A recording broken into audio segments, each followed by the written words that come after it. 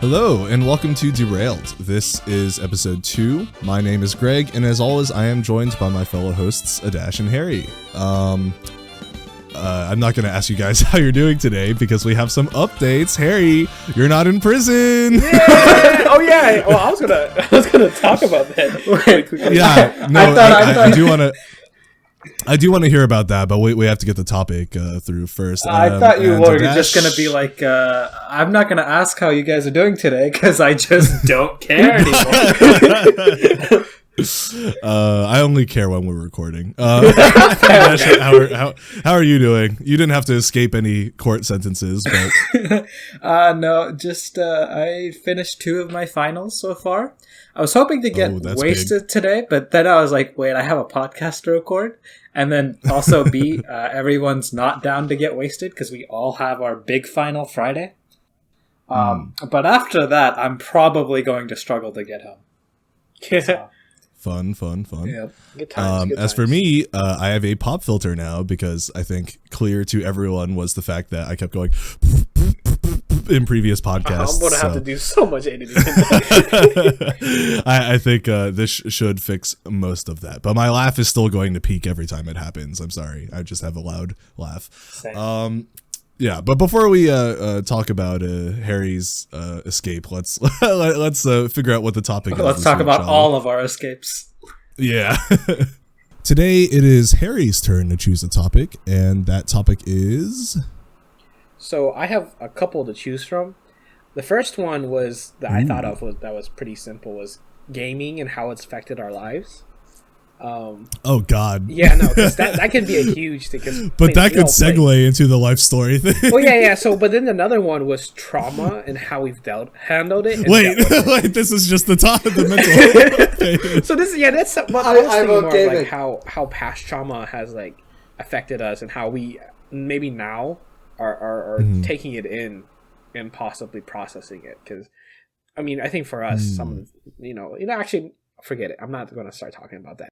I feel like maybe we should save the trauma thing for like after the topic in which we actually talk about our like past experiences, so that there's more context attached to it. So maybe we can do the gaming thing. I'll do my best not to attach my gaming experiences to my direct life experiences, and rather just how certain games have affected me. Yeah, I can do that. I guess the trauma will come after we do. Because I do have a lot of stories about games. Our past and how it's shaped us, I think, will be the topic for that one. Yeah. I actually have some interesting stories about games that I don't think I've actually told you guys about. Or at least I haven't told Adash about. Okay. So it should be interesting. Right. Yeah. Okay. So how gaming has affected us. Cool. All right. So back into Harry's story. Go ahead. Okay, I'm actually interested to see how this went down. For the preface, just for context. So the ticket I got, I was speeding down the highway. They caught me doing 108 on the 70, so that's pretty bad. They hit me with speeding, but also reckless driving. And for those of you who either don't know or haven't drive, reckless driving is very, very bad. You can get it from either being drunk or just driving recklessly, and a certain speed limit over a certain speed over the speed limit, they can hit you with it as well. This was my first ever ticket from doing anything. I've never had any like traffic stops or speeding tickets for anything. You just skipped everything, went straight for the main boss. I mean, no, for real. And because for those who have got a ticket, I got it from a state trooper, and they're fucking assholes. So Harry's either a good boy or he's a bad. No in between. Yeah, no. I mean, I could be ain't no lukewarm boy. I'm a naughty boy. You're getting coal in your present this year. I mean, with that being said, everyone I spoke to, reckless driving is very heavy. The fine or the worst case I can get or penalty I can get was 1 year of a suspended license, I think 30 days in jail, and maybe up to $1,000 in a fine. I thought it was 60 days in jail. Oh, I think it was a month. I mean, still not preferable. Yeah, bad. But the thing was, a lot of people were telling me since it was my first ticket, it wouldn't be too bad. But at the same time, the speed was a concern. So yada yada. I hire some lawyers. To take care of it. My court date comes, which was last Wednesday. We go in. We end up basically just waiting for like 3 hours because the trooper that was for my case that had to come in to represent it, he actually had a different case he was supposed to be attending at that time. And so when they went through everyone else's cases, do you guys want to hear about how the court goes, or? Yeah, actually. No. Okay. Okay. Well, I've never been in court, so this was all a new experience to me. So the way all these little cases get done was, you wait outside the courtroom. They let everyone in. Both the officers who give you the fines or penalties have to be there to either say their word about what happened. And if they don't show up, one, they get penalized, and two, your case gets thrown out, so it gets dismissed if they don't show up for some reason. And so what first happens, they kind of do like a roll call to see who's there and who's not there. Obviously, if the officers aren't there, they get in trouble, and your case gets dismissed. Or if there's a couple of them that had like COVID, or one wasn't even the U.S. They apparently played in some basketball league in Russia or some shit. Wouldn't be back for a while. To what? So that got like moved back. I don't know, bro. That was some weird this shit. Happens like before your case? Yeah. Well, no, it happens all at once. Like they go through and read everyone's that's in that courtrooms, and it's all dealt at like the same time. And so what's it called? I guess so they were like, "Where's Officer Bob?" And they're like, "Oh yeah, he's in Russia playing basketball." No, it was the defendants. He was gone. Okay. But so my officer, he was like I said, it was in other court. So we just kind of sat around and waited. And because he was in a different case, they couldn't really just throw it out yet. It was also because he had like 5 other people in there that were ticketed by him or had some issue with him. And I was like, that's crazy. It's like 5 other people in there waiting for him. God. So there's like I was one of 6 or 7. And so they go through everyone's stuff. So I guess I forget if the lady is the who was reading out the stuff is the attorney, or I guess she's the attorney for the one that presents the case to the judge and crap. I don't know why I censored myself. And so she goes through, reads off everyone's names, takes note of everything, and then the judge comes in and she goes, here, Your Honor, this is a case of blah blah blah blah blah blah blah blah. The officer says his piece, and then you have the defendant and the lawyer, and they go through their stuff. The judge reads through the stuff. He, marks his thing, and it's off to the next one. It was really interesting because she was basically like, all right, who's next? And then whoever was ready next to just go up, they just went up. And it's so a casual way to talk about literal imprisonment, but yeah. Oh yeah, I mean, it was all just traffic. It was all just. Did the officer stuff, eventually be there for your case? No. Then? So I'll get to that in a second. So there's another kid in there who actually went 106 in the 70. I think it's a very similar thing. He did not. It was his first ticket as well, and his lawyer like kind of played up the whole thing of he has a kid. Bro is like 22. He has a kid. What? Works hard. Blah blah blah. He was taking his younger brother to a medical appointment. Didn't realize how fast you're going. Like 106 in the 70. I think it's pretty obvious. Like you kind of.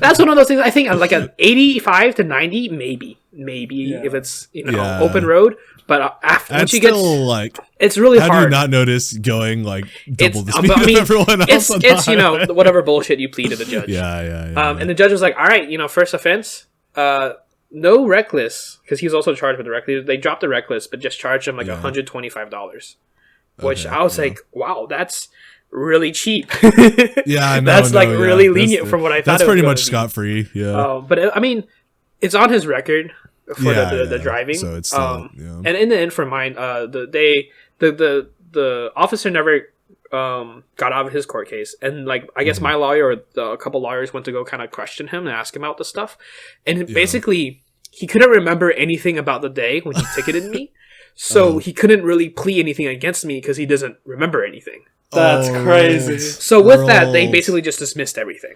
All 7 or 8 of us got dismissed. Wait. I don't know much about police procedure, but they have to have like a report. Like, yeah, there's a report, but the officer himself, I guess, has to recount. Just did not write down the fact. Yeah, no, like the details which is about probably the situation. part of my lawyer's part of my lawyer's plan, because it was like more than like 7 months ago.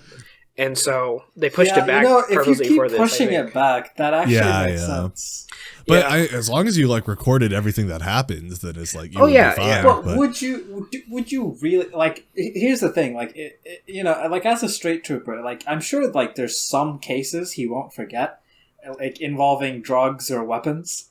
But like as soon as he pulled up on Harrison, he would have just looked and gone, just another stupid kid and like 3 other stupid kids in the front and back. And I know, but it is like the thing is like he's gonna have to be there anyway. You may as well get the monies. Well, he's gonna get paid. I mean, they don't get paid that much apparently. Yeah. But don't they get? But I'm assuming they get more from succeeding and charging you, right? So I don't know how that works in terms of like officers and stuff. First of all, that is a terrible system. I mean, yeah, it is a terrible system, but that's why policemen are so hungry to catch people on the highway. So if you're talking about civil forfeiture, I don't think that applies to state troopers. I could be wrong, but I think civil forfeiture, at the very least, primarily, it's a police issue, not state troopers. Well, either way, my case got dismissed. It was actually kind of scary. Because she was like had the papers of all the other people in her hand, and she was going down the list, saying blah blah blah, your case is dismissed, blah blah blah, your case is dismissed. And so they didn't call my name like after like 5-6 people. I was like, excuse me, am I not in this list? And so literally she's on like the 6th or 7th one and said, did your case is dismissed? And it looked like she had no papers in her hand. I was like, excuse me, what about me? Where's my case? And then I was the very last one, and that low-key scared me. Daddy. Yeah, no, but that was that. And I was thinking about it. I was talking to Benea about this. I was like, cost-wise, it would have been cheaper for me if I knew this was like kind of fine, like $125. If I knew that was the fine I was going to get, it probably would have been cheaper for me to hire one of the other lawyers that would have dealt it on the day of, and then to pay the fine versus paying continuously. Paying the people I hired, which it has its ups and downs. But because it's dismissed, nothing's on my record. Nothing. But also, you don't have a child. Well, it's still. But I would have volunteered. Yeah. Okay, no, that's not how that works. But yeah, no, that was a horror deal. They believe it. I mean, it was people think we're related. Okay, not my child though. Yeah, it was a whole ordeal. Of like 3-4 hours of kind of sitting there waiting. It was interesting to see how it all went down because, I mean, it was a first time experience and I've never, had to do anything like that. But now I know how it all works. It was very interesting seeing just all the now you can do it again. No, I plan never to go back to that bitch ass motherfucker place again. But yeah, that was about it. Yeah. Well, thankfully, the jokes we made last week did not age badly. In retrospect, it was fine. Oh, man. So we will not learn from our lesson, and we'll make fun of things that could potentially put us in danger. No, okay, but just to be clear, when we did make those jokes, I really didn't think it would end with imprisonment. If all it had ended with was like, Harry getting hit with a hefty grand fine, it's like, that would suck. But at the same time, it's not. It could be worse. All right, Harry. So I have a question for you. Which experience was worse? This? No, don't I do it. Fuck you, Greg. Fuck you. It has to be. But I need to know the answer. It has to be this. It was definitely probably, that, right? Just because I enjoy driving, right, and I love driving. At least with the keys, every once in a while when I get my car, I just beat myself up about it because I'm like, fuck, if I only didn't throw my fucking keys, I wouldn't have to spend all that money. But I can't wait to tell this story in the podcast one day. I mean, it just cost me a lot of money. Really, it was just a lot of money. Kind of killed the. There wasn't like a danger of your future being versus this was just like, well, there's an issue of it just sucks. One, I could lose my license for a year, which school and work would be absolutely really awful. Bad. That would kill that all of that. And it would be on your record. On my record, and then insurance would be out the ass because of the what's it called, the points. It would be on my license, and if they put enough points on my license, if they didn't hit me reckless, it would. I mean, in general, just charge up the what's it called, the insurance for the next like 5-6 years. Yeah. And that would be a horror deal. But it was also every time I got in my car, I couldn't enjoy driving anymore because I got a little nervous whenever I started driving on the highway, just because it's like, some bitch ass motherfucker gonna pull me over again. And it's like, I don't speed often like that.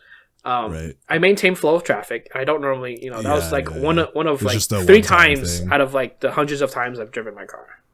Yeah. Which sucks because it really took me like a month or so before I can get in my car and just drive and chill versus, being stressed about or just not enjoy driving, which, sucks. So that feeling. And Harry is a car guy, so that feeling it's the worst person it could happen to. Being in a driver's seat. That's just me anytime I drive.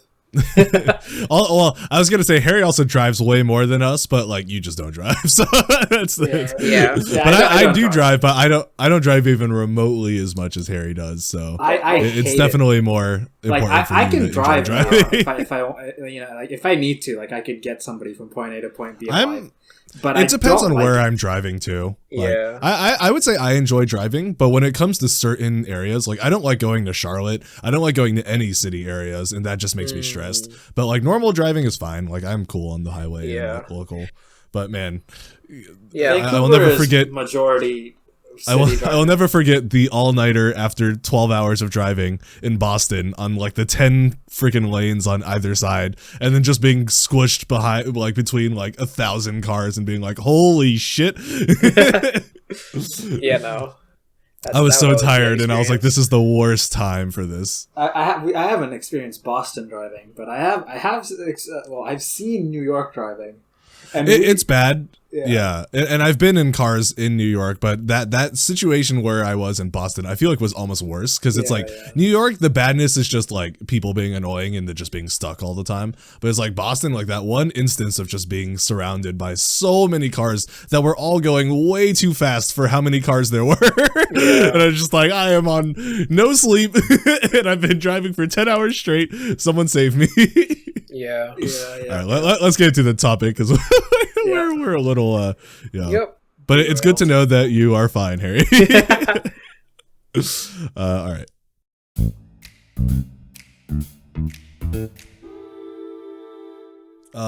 Whose topic was it? Harry's. Yes. Harry, you can introduce it. All right, so we're back on it. Gaming and how it affects our lives. We'll go through with just, our personal gaming stories, how we got into it, what's done for us throughout the years, and then towards the end we can go ahead and share about, how gaming connects us and how, we've used gaming for ourselves, like together in unison with friendship. Who gave you the ability to do this kind of shit? I love Harry hosting. This is the best. We should just have Harry host every week. Why? What do you mean you love Harry hosting? It's good. It's a good change of pace. Just halfway through, you just started to a fucking Yu-Gi-Oh announcement. It's like, with the power of friendship. Yeah. So, any volunteers for who wants to go first? I thought you were gonna go first. So I guess I'll go first. All right. I volunteered you. Started a long, long, foggy night. There's no way you remember those details. No, I don't. I just know. So, I mean, for me, gaming, the first gaming I think was probably with the Wii and then the original Nintendo DS. Those were the first about, Flash games. So I never really got to play Flash games, I think, until after we got a Wii. Because we had a home PC, but we were never really allowed to play on it. And schoolwork on computers wasn't really a thing until later elementary school for us. So early on, I think really it was just the Wii and Nintendo DS. Were you a Wii Sports person? Oh yes, Wii Sports, Wii Play. I never got Wii Sports Resorts, which sucked. What? Come on, it's so good. Instead, we also had I think it was Wii Fitness. Games. Wii Fit, Wii Fit. That was actually really fun. Some of the games on for acrobatics or aerobics was really fun. Wait, did you play the Zen one where you have to sit on the board and not move? We always tried that, but that one would never work properly for us. No, it wouldn't. It would really just kick you off sometimes randomly, even if you didn't do anything. Yeah. But it was still hilarious. Oh yeah, no, it was really fun. We did there's the bubble one where you use the you use the pressure you leaning on to control the bubble of in the water current and stuff. Yeah, really fun stuff. That was really great. And then Nintendo DS, there's a whole bunch of games. Man. Holy shit. We never actually got Mario and stuff. We had Legend of Zelda, one of the original Legends of Zelda. I think it was Phantom Hourglass. One of my favorite ones, and the ones I can still remember slightly, is Lock's Quest. That one was really fun because this whole story with it was really great. And the mechanics and combat was really fun with that. Eventually, one of these days, I do want to replay it just because of the story. I kind of want to remember how it all went. That was on a DS? Yes, it was on a Nintendo DS. Did you get a Pokemon? No. Because that was like the DS game back then. I've never played Pokemon until middle school on an emulator on my phone. So I never played Pokemon. Yeah, I never actually played Pokemon like on a proper console. But it was its own thing. And then after that, there's the occasional Flash games, and then like the first like ever download. Wait. We can't skip past the Flash. What were your biggest Flash games? So there's Pop Tropica. Oh yeah. When I was a kid, I was retarded, right? And I couldn't figure out. You were the walkthrough guy. Yes, I remember this. I would look up how to do things because I didn't understand how it works, right? I didn't understand that there's a whole like story thing to it and how you have to run around to figure this shit out. Right. I just went to the different worlds. Like, what's the point of each one? It looks different. Until I looked it up and like found there's guides, how to actually further through the story on certain worlds, and it was actually really in depth. Fucking Harry didn't change at all. Fuck off. I was just gonna mention that. Well, it's like certain things I'm too lazy to figure out. I just love that philosophy of just like, what is the point of this? Like having that philosophy towards things that the point is to discover by exploring. Here's that exploration. What the hell? Why when I can just search it and get the same information faster? Yeah, I mean, like they've done the work for me, so might as well use it. At least you're not one of those anime wiki guys who looks up the wiki before they actually watch an anime. Oh fuck! Who the fuck what? is that? Wait, that exists and it's disgusting. I just want to put that out there. If you're listening to this and you do that, eat shit and die. Like, okay, no, not that. But it still really ruins your experience a lot. What's the whole point of watching it? Bro, if I get something spoiled for me, it ruins the experience. Actually, it's just instant gratification versus like prolonged more satisfaction. There's no gratification. Like, yeah, Greg, there spoiling someone's death in the book series. Yeah. Oh, okay. That was not on purpose. That's a story for another time. I got the fall major ruined for me because I opened Reddit and I follow the subreddit, the RL Esports subreddit, and they have a spoiler tag, right? But the mods on that subreddit have to be just genuinely retarded because you are allowed to say you can post a thread called this team versus this team grand finals match thread. Now, if on the Sunday there's a bracket of 8 teams that are going to do the playoffs on the same day, the major, keep in mind, for my time happens at 3 a.m. because it's happening in Europe at 10 a.m. So I wake up and the matches are already concluded. So I check Reddit. Instantly, I see which 2 teams have made the grand finals. If you know the bracket, you literally know who won half the fucking games. So that ruins so much of the experience. Yeah, no, and like I open it and I was like, wait, I was like, should I open it? And then like even before my thought was like, maybe I should just close Reddit now. First thing I read is the names of the teams in the grand finals. I'm like, I genuinely like I hate that that's allowed because I complained about this last time. And they were like, no, it's not really a spoiler because you don't know who wins. And I'm like, but you do! If you can exercise a modicum of critical thought, which I get is fucking hard for Reddit mods, you obviously can figure out who won the quarterfinals and the semifinals if you know who's in the fucking finals. Like, it's not hard, you dumb fucks. I love how much this is incensing you. No, you don't even understand. Like this was like what I had been looking forward to, and it was just completely ruined. And I was like, I hate this. Well, see, this is why if you care about suspense in fiction or competition in general, just do not touch social media at all because you will get spoiled as much as you try not to. Like the other day, we're getting way too deep, but the other day, you guys know I always read the One Piece chapter every week, right? Yeah. So once I was just starving for One Piece content, so I literally just searched the words One Piece into YouTube thinking I was just gonna get like some reactions or some like article video or whatever they're called when people just talk about something. And the first 5 results were all spoilers for the chapter that had not been released yet. And I was like, bro, how? I immediately closed out, but it still sucked. Anyway, I will say I am guilty. Like, I am making fun of Harry for this, but I am guilty of, like, sometimes when I don't care, like, super a lot about suspense and stuff, I do sometimes just like click on a video like of Overwatch League or something and then just scroll down to see who wins, like in the comments. And then if the team that I care about lost, then I just don't watch it because I'm not gonna waste this much time watching a video. That's what I did. That's what I did. And the thing is like I just looked at the games. And, like, the games that I gotten spoiled for me were all Game 7s, and they were like, oh, wow, this series was so good. And I'm like, I didn't get to experience that, because even if I watch it now, I know that the team I support is going to lose. So there's no suspense. So there's it's just no depressing drama. the whole time. It's just dumb. Like, even after all this work and all this comeback, it's just over. They're still going to cash out. I think it's a personal decision, but I think it's, like, way more forgivable. Maybe because I do it, so. But I think it's way more forgivable for, like, spoiling yourself for stuff like that if you just don't care that much about the suspense and you don't want to sit through 3 hours just to be disappointed. But I think it's different with, like, narratives, because, like, if you're spoiling a whole story before you watch it, it's like, what's the point?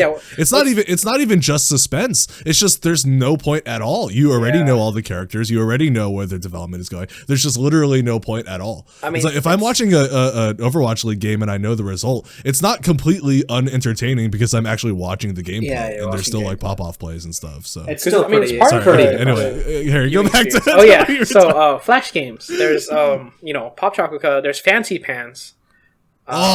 Yeah, Fancy Pants is always enjoyable. I don't know any of these, bro. I never played Fancy Pants enough because I love that game, but I did not play it as much. It was an amazing game.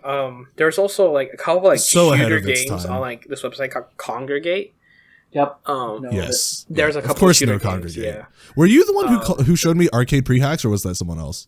I think I showed you that as well, because there's some other game that was. I remember Arcade Pre-Hacks. There's a couple other. I don't remember their names. Cheats. Yeah. Age of War. I don't. Yeah, wait, I think is that the like progression one? Yeah, like where you get more troops. And, that's a classic. That's a classic. There's like Random Heroes was one of them as well. Which was isn't that a mobile game? No, maybe. I think you're talking about something else. There was it might have. Unless it just has the same name. It might have. But I know there's some like shooter game. There's a couple. I think games. I know what you're talking about because I think you showed it to me, but I don't remember what it was called. Yeah, there's a couple shooter games, and my memory's shit, so I don't remember any of it. But yeah, no, I played those on like your PC and Flash games, and the first like actual downloaded game that I was introduced to, it was also an FPS game that I played for a little bit, was called Combat Arms. It was your typical FPS, team based fighting. And one of the most, because I never actually played like on a proper like gaming thing back then, because back then all you knew was new is good, and all I thought was I had got a new laptop and I thought I could run it on that. Yeah, young me didn't know anything difference between integrated graphics and discrete graphics. I don't think my father still doesn't. In general, no. So, no. I mean, now modern Harry knows all about it. Oh yeah. But yeah, no. Back then, I had a little laptop I got eventually when I was in middle school for working on schoolwork, and that was like the age where like doing schoolwork hybrid on both your computers and paper was like booming, and like doing things online and turning it like digitally was the next level of things, Yeah, I was like, dang, that's a thing. Yeah, like scanning so cool. Like having stuff and scanning it and submitting it electronically rather than on paper. That was like the boom of that, like in 6th grade for me. How long did you play Combat Arms for? Like how many years were you playing that game? The thing with that was it was very on and off because I didn't really have a proper like gaming setup. The gaming experience thinking back was absolutely dog shit. Thinking back on it, like barely, I think I could barely get around 30 to 60 frames. Which FPS game is dog shit. The thing about Combat Arms though I enjoyed a lot was it had basically a co-op versus AI mode, where it was called Fire Teams. A couple of them were like zombie based. One of them was like you literally sit in a cabin and you just survive, right, until quote unquote reinforcements come and pick you up. Yeah. And then there's another one where I think it's the same thing, I forget if you like move to different areas and then, or it's a little bigger area and it's the same thing. There's another ones where it's like you go to like Middle East and fight terrorists and go through that bitch and then you get to the end. That was a whole thing, and those were always interesting to play. I'm gonna jump like a little bit. Come down like maybe like 2018, 2019. I remember about the game, and I look on Steam, and it's there, right? And I'm like, oh, for nostalgia, let me download it and see how it's like. I actually remember this because you talked about this after you played it, and you were like, oh my god, how did I used to do it? So they did like a little refresh on it. Absolute dog shit of a game. Like, I'm sure it was not bad for its time. Oh yeah, but yeah. It like after playing like actual CODs and stuff, and modern shooters like Apex, it's just so different. Dabbling in Fortnite when it first came out, and like actually play like I said, playing like Warzone, those kind of FPS games, Battlefield. Playing that, it felt terrible. And like the what's it called? There's like little cutscenes they had for the fire teams. Mm-hmm. They did not update the resolution, so it was like 640p video playing on my 1080p screen. I'm just like, this looks literally no different than when I played it 5-6 years ago. Yeah, and, that's an issue when you refresh it. Obviously, everything else looked great, but bro was like, why are those two polygons talking? It looked dog shit, and like the actual playing just felt very. Wait, so they like updated the graphics kind of. Okay, so they like re-released it to Steam then. Essentially. Okay. But they didn't really update the cutscenes and everything. Yeah. But so that was a whole thing, and like it just felt bad playing it because it just wasn't very smooth in terms of. But at the time, it didn't feel that bad, right? Yeah, no. At the time, it felt just fine. Retrospectively. Yeah, on a modern setup and everything compared to like modern games, it was. I mean, it's an old game and it aged. After that, let me think. Minecraft. After that, middle school, Minecraft was the boom. This is such a huge portion of, I think, like any gamer's life, really. Like Minecraft is like, and that was like so much of my life, just throughout middle school until that was the basis of our friendship. That was actually one of the first things. We'll talk more about that later, but that really was one of the first things like I ever did with Greg. before we were friends. I used to, for context, I used to take violin lessons from Greg's mom. And so, the lessons at her house. So one of my older sister was taking her lesson. One of the times she was like, go upstairs and play with Greg. I have a son, go see what he's doing. Greg was playing Minecraft and I was like, the fuck is that? I so distinctly remember this moment. I was playing on a CTF server, and it was that really famous big CTF server where you just jumped right into the game. And there were, I think there were 4 different classes. I should probably specify that. And there were 4 different classes. There was the archer who could like get insta kills from like really far away if they just lucked out on a crazy snipe. Yeah.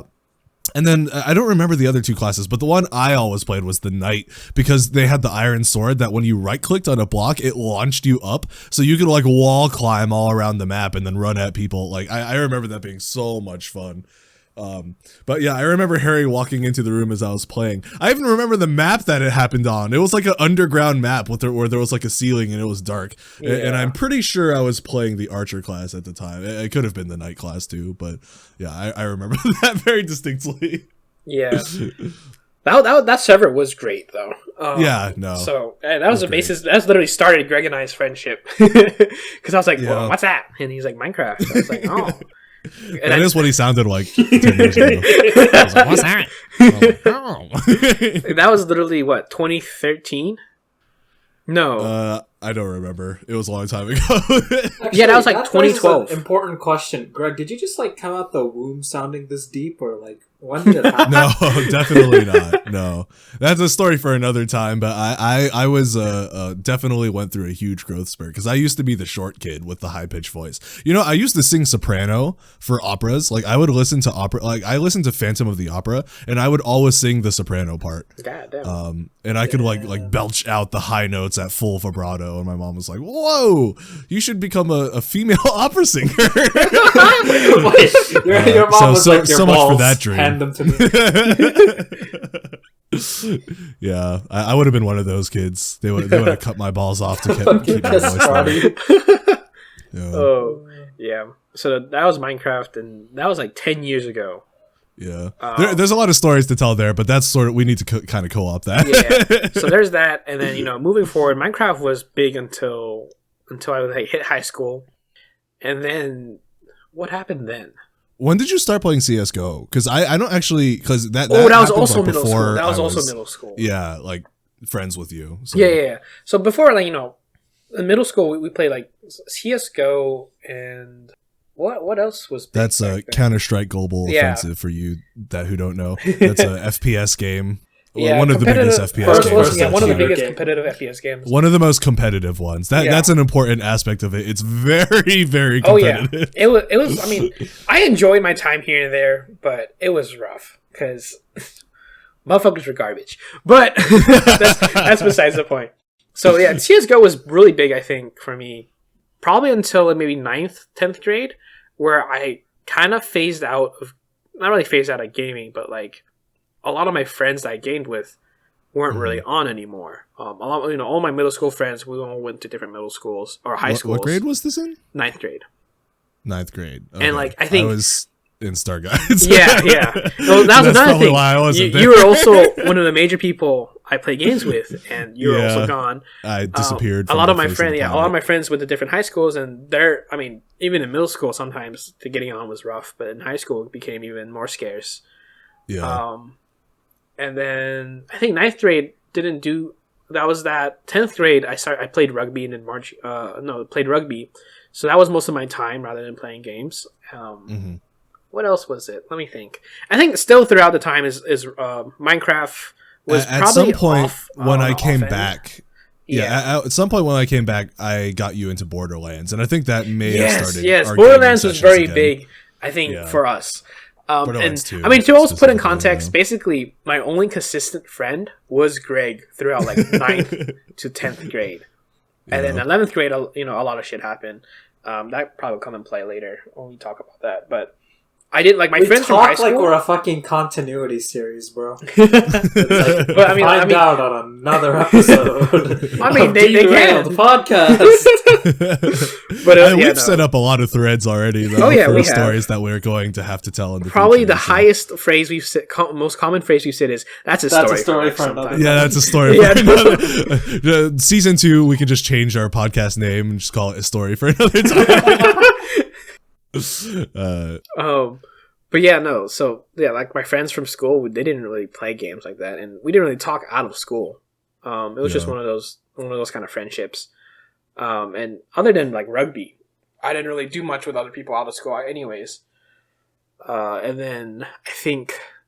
See, like in hindsight, we should have told our gaming stories together because they're so linked together. Because I think a lot of what happened Borderlands, I think a lot of what happened after Borderlands was Harry just jumping on the bandwagon of me just buying every game ever. Because this is right around when I started to work at Red Bull. So I actually was making money, and once I started making money. Yeah, once I started making money, I back then I was a huge fan of Jacksepticeye. So just every single game he played, I would buy. Like literally every single game he played. Mostly single player games, but any of the multiplayer ones. Oh yeah, I keep forgetting that your Steam library is basically like a diamond vault. Oh yeah, it's thick. It's thick. It's not the biggest one I've seen, but it's definitely in the higher end of bigger libraries. Yeah, so I have like an hour in all of those games, but a lot of the multiplayer ones I would chain Harry into. So I can't remember all of them. There was Lethal League. That was like the baseball hit the ball thing, and you have to dodge the ball, the platform fighter. I don't know if you remember that one. Nope. There was Castle Crashers, of course. Oh yeah, that was and the other game that they made. We didn't play the other one as much, but we did do like quite a few run-throughs through Castle Crashers. Yeah. I don't remember everything, but one of those games was Rocket League. Oh yeah. Rocket League came in 2016, 2015? I believe it was either 2016 or 2017. I think it was December of 2015 because I have the established 2015. Yeah, it was December at Oak Ridge. So because I was at Oak Ridge at the time. Yeah. That was probably then the next game. So once again, I watched a video from Jacksepticeye of him playing Rocket League with Bob, and I was like, "Wow, this is such a cool game." So I got Harry to get it, and man, that game, oh my god, took over our lives. Basically, because I stopped playing CS:GO at that point. Minecraft was like an on and off thing. Every once in a while, we'll dabble in it. I mean, that is Minecraft, though. Yeah, that was just one of our things. Every once in a while, we'll fuck around on some servers and mess with some bullshit for like a month, and then just get off and just stop playing. And then Rocket League was then our next like staple of gaming, because I mean, until I got like my gaming PC, I don't think I really started playing more of all the Battlefields and FPS games that I had before. That was pretty recent, honestly. Like, that's the last step, I think, of our gaming journey, was just I think so we played Rocket League a whole bunch. That was our like co-op fun game. That was for years. Yes. That extended through that was through the second half of Oak Ridge for me. That like kept me alive. Was just playing Rocket League all the time with you, but also like with Weemit at the time. Which Weemit is he'll be in this story at some point. We don't need to censor him. But anyway, so that lasted through that. It lasted through both years of Governor School. So it was at least like 3.5 years, because we also played it when I was at ECU. Like consistently every day. So we were playing Rocket League like every single day for like 3.5 years straight. Bro, we have the hours for it. Yeah. And so with that, it was a lot. Towards then, once I started working and stuff, I had the money. I learned more about PC stuff. I built my first PC in like 2018 or so. Then I've built like fucking 10 more of them since, not just for myself, but like various people. My PC's been rebuilt. I've rebuilt it like 4 times now. For full. What I mean by rebuilt is like I've basically replaced every single part. Like which is basically a whole refresh. Theseus, was it Perseus? The Theseus ship, but like times 4. I don't know. No, I don't know. If you know, you know. Honestly, that was more a question to Greg, because I figured I wouldn't know. What's the name? You know the paradox, right? The ship paradox. If you replace the ship of Theseus. You're talking about the ship of Theseus. Yeah. So it's Theseus. That's a classic distractible bit, actually. Oh, okay. Have you heard of the ship of Theseus? Distractible listeners will get that. Just Benea. Yeah, so that was that, and after that, I started playing more FPS games. I tried to get Greg in a dash to play more like core FPS games. You really tried. I tried to get Greg for a long time to play CS:GO. Oh yeah. And then I've gotten a dash to play, and Greg to play Battlefield 1. That was a lot of fun. I enjoyed that a lot. I got really good at it. Oh yeah, he did. Harry was topping the lobbies. Run lobbies in that bitch. Yeah. And then there's what's it called? Apex. You tried to get us into Apex, but I don't think either of us really. Yeah, neither of you really got into Apex like that. I tried, but the thing is, like, solo queuing Apex is the worst thing in the world. So that was the biggest thing. Like, that's the biggest turnoff. I'd just like to point out that I would play a lot more FPS games if Greg played them, just because I can't be so much, like, Harry is so much better than most people at an FPS game. Oh yeah. And also he just has expectations. So I'm not trying to play an FPS game with just Harry, because it just feels like I'm disappointing a father all over again. it is very dependent on the game, but I would consider myself fairly average. Same. When it comes to FPS games. Same. I think I'm a little bit above average, because a lot of the games that Harry has tried to get us into, like even like just starting, I'm not top fragging, but I'm almost always above mid fragging in almost every game you've introduced. I think the only FPS game that I would have a shot at doing better than you at consistently is COD multiplayer, because I actually put a lot of hours into it. Oh yeah, and we were usually COD. top 2 at the. Bro, running lobbies in COD was so much fun. I still want Kingslayer, bro. Kingslayer. Kingslayer. I did join them for a few rounds of Kingslayer, and we rolled. The fact that we got to a point, and Dash and I could get to a point in Kingslayer when we get 2v3. Like, we have 2v3 the whole lobby. Like our third would basically either do nothing or just leave, and we could. I have a photo saved of when a third joined us and left immediately. So, like, before the first dropped, Harry had 61, I had 39. We won the fucking game. Oh yeah, just the two of us against the entire lobby. Oh yeah, no, and it was just it was great. Fun. That was such a great time. I only joined you guys like twice. Like 2 days, but with the games that we played, like we definitely had way more wins than we had losses. And this isn't like a 3v like how many teams? Like a crazy amount of teams. It was like 20 we teams. still had way more wins. 20 teams. Yeah, 20 teams. Yeah, it's like we had way more wins than we had. And losses, it was like the games we lost was a close like second place. It was usually second or third. Yeah, and it was close. It was down to like we just needed 1 or 2 more kills on the Kingslayer, and we would have won. But I remember that one time, the first day we played, when we had like that run through like the hill. And I very distinctly that was we that was crazy. It was we just call outs like it was a fucking war zone. Yeah, and it'd be like guy at the top of the hill, Harry's like dead. And we were each doing like so dead. Much. Yeah, it was crazy. Yeah, that was great because that's one of those like. What's it called? Those moments where it's like the pinnacle of gaming experience. That's why you game. That feels so that's why you play games. Yeah, it's for those moments where it's just like those are stories you tell your grandkids. You have those back in the war. And also, I remember when we very briefly hit Battlefield 1 again, and the hill.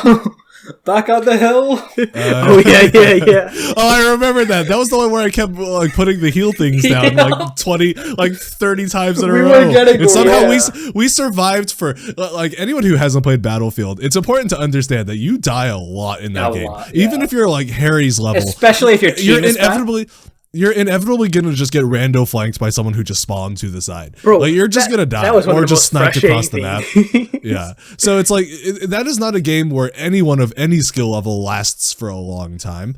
But we managed to stay on a hill in the middle of a confrontation. Like this, we were not far away. We were right in front of airstrikes. There were grenades. The entire enemy army, shooting, and it was snipers. just us. It was just us. There was nobody else on that hill, and we survived for like 5 minutes straight, which is insane. We racked hella kills on that hill. Yeah, Greg was just farming heals. That was really fun. I was just hiding with a machine gun, like just prone. We were all screaming. We were just like, the hill, retreat to the hill. Get down!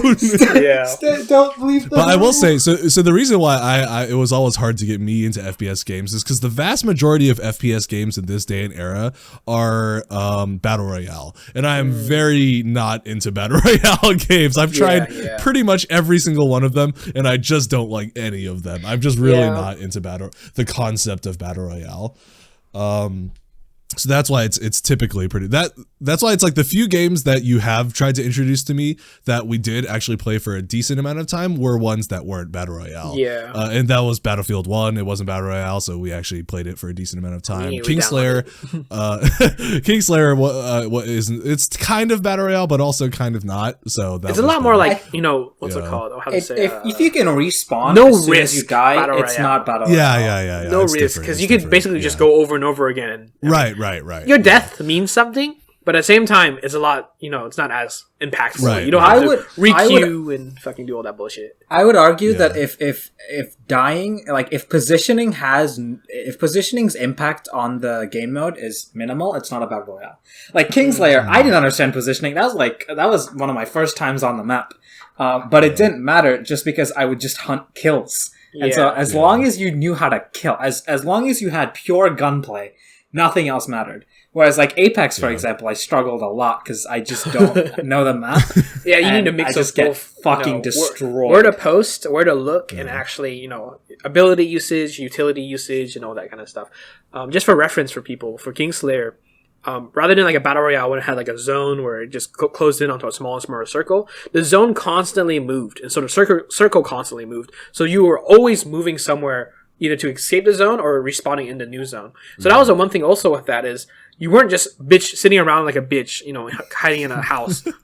camping out the time, waiting for the zone to close in. Right. And, someone walks in the house, you pick up and mow them down, and next you just crouch back down in your corner. It's what Adash said. It's just like death as a penalty. It's like in Battle Royale, the reason why people love Battle Royale is because when you die, you die. Like that's it. Like I mean, yes, there are revives and stuff, but pretty much most of the time when you get into a confrontation and your team dies, it's over. Yeah. And then it's like if you have one teammate left, you just watch them the entire time because you're just gone.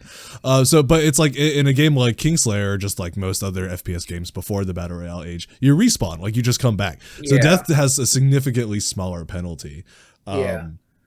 Which allows you to be a lot more reckless. Oh yeah, I mean you can just basically do bullshit and then no, because it's like you said, it's like in so many Battle Royale games, the people who win are the ones who just hide in a house and don't move at all until the very last fight, and they just snipe you from a position where you can't even see. And it's like that is so. Or they get ultra lucky, and it's the zone is in a house, and they just wait with an Origin 12 shotgun.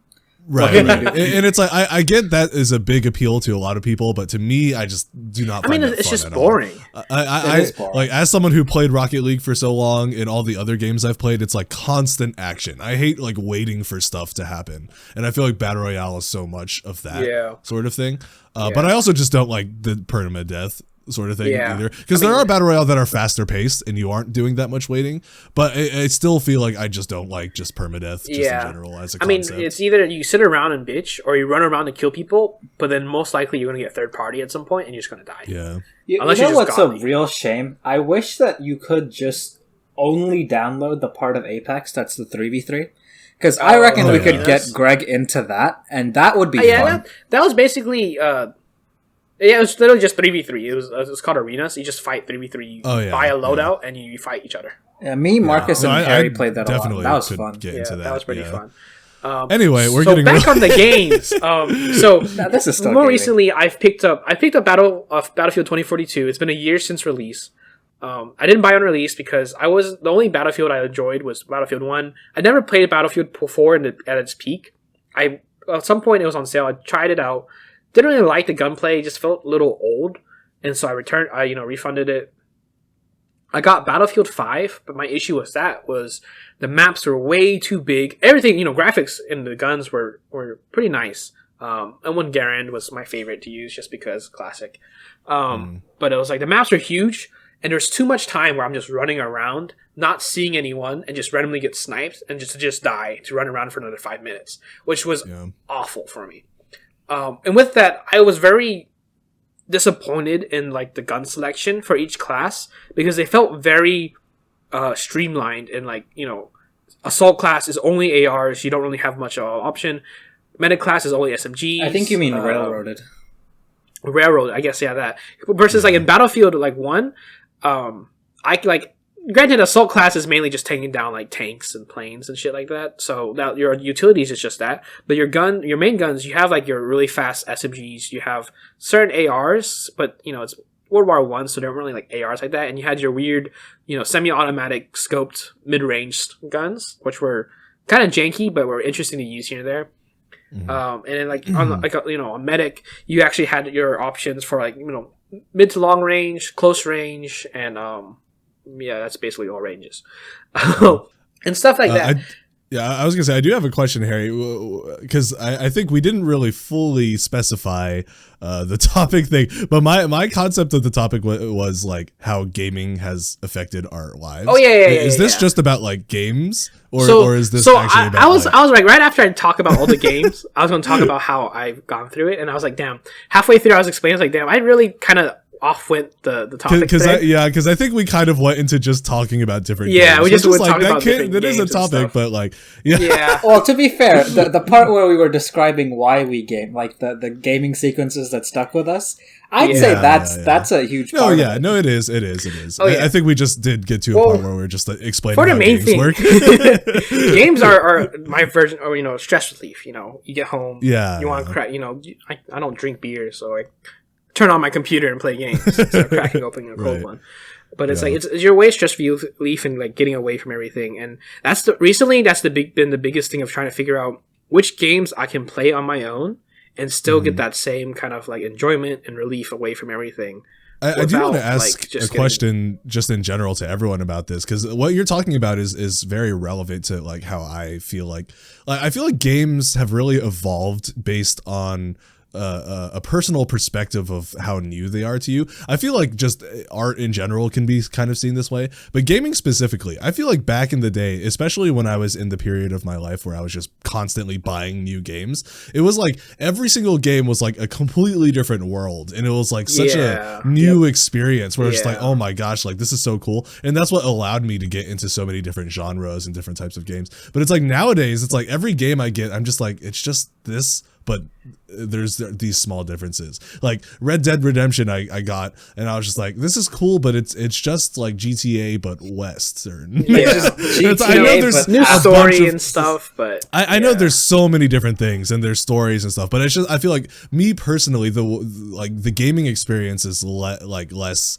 exciting than it used to be, which kind of sucks. I don't know when the last game I played that was like opened my eyes to like, whoa, this is like so different and like such a new experience for like, I don't know if there's been a game like that in a very long time. So the thing is, which kind of sucks, but I don't play many single player games. I guess I can start my thing, but like basically like I got into gaming way later than both of you. I think this has been pretty established. Basically, I think the first time I ever like played a game on a console was at a friend's house.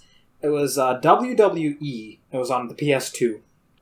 Mm-hmm. And I was like, this is crazy. I was like, I did not know you could have like to me at the time, I was like, they look real. I was like, this is crazy. I'm pretty sure if I went back and looked at it now, I'd be like, bro, I'm looking at a triangle and or like a rectangle on top of a bigger rectangle. But like, it was insane to me. And then the next thing I saw was when I went to my older cousin's house. He had EA's like EA does like FIFA, Madden, so they had the same one for cricket. And I was like, oh my god, if I had a chance to play this, I think at that time, if I'd had a chance to play this, I would have just stopped going outside. I think I would have just played that full time, all the time. Yeah. Obviously, my mom. Sorry, no, I just gotta interrupt real quick. Sorry, I just wanted to quickly because you know when I asked that question, I actually was looking for an answer from you guys because I want to know like if that experience is shared from you, because like for me it's just like in the last like 3 or 4 years I just have not experienced any games that have just made me feel any differently than like, oh, this is a cool game. But it's like back when I first started playing games, it was like every single new game was like there's such a different level of excitement, and you can literally see that like when because me and Harry, when we started playing Rocket League, we recorded a lot of those first experiences, so you can literally see the excitement and like the insane level of energy that was being brought to my life from playing that game and just experiencing like oh, that's so cool, or it's like whoa, like the physics is like it's such like I don't think I've had that sort of excitement about any game in such a long time. Well, which kind of sucks. If you think about Valorant, it's just CS:GO, but in the style of Overwatch. CS:GO with abilities, but it's like we've tried so many games. We've done New World. We did. I'm trying to think of all. I mean, you guys did Ark. I didn't really get into that as much. But there's so many games. We're doing Baron Trauma now. I'm not gonna hold you. Like you didn't like it, but like Ark slaps. So I did get that. So I do want Harry's opinion on this, because it's just like I don't know for you, Harry, if this has like ever been a thing for you, or if you or if it's you have a similar experience to me where it like used to be a thing, but now games are just like you just get a new one and you're like, this is cool. So I think back then, since it was all FPS games, all those games is basically screw the noobs and just sit there, heavy breathing and grunt every once in a while. We're like, fuck, you piece of shit, blah blah blah blah. But like, did when you first started playing the game, did you get like that burst? It was it was always like new? Holy shit, this is so cool, so intricate. Okay, yeah. And now a lot of the games are just carbon copies of just other games, just different visuals, different graphics, maybe small mechanics here there, refreshed and new things. Yeah. I think I feel like even games that don't follow that, like Baron Trauma, for example, I enjoy it for sure, but it's definitely I don't get that same experience. It's not the same excitement this is like anymore. Life changing. Guys, it's first like I guess. Have you considered that may not be a game issue? fuck off. It's the game. Well, I did literally say this when I first started talking about this. I was like, this is just the art thing in general, or just entertainment in general. It's like, back then, everything used to be like exciting and crazy and new. And it's like, now that we've experienced so much, it's just, a lot of that shine is gone. For me, the only games, like relatively recently, really recently, the one game that actually did that for me was Elden Ring, because I never played like a Dark Souls game. The only thing close to that I played before that was a couple years ago was Nier Automata. I was just about to say, I was like, isn't Nier? Nier probably Proximus for you, right? Probably my favorite game of all time, Nier Automata. Yeah, because I remember how much that affected you. Ass. Oh yeah. Okay. Besides that, doesn't it have more polygons than like most 2008 games or something? Yeah, people always meme about that, but yeah, but it's just like I do remember. I mean, yes, you say that, but also I think to a certain level, like just the story and the gameplay. Like I remember you like were so into that. Like it was like a different, because it was such a different experience, and like the storytelling, the art, the music. Amazing, the gameplay fantastic, and the fact that like the whole story thing was, you replay it a couple times. The first like replay it like 2 times over in the beginning as different characters, and then the third time is when you actually progress the story the ending of the first 2 characters. Did you get that experience from Titanfall?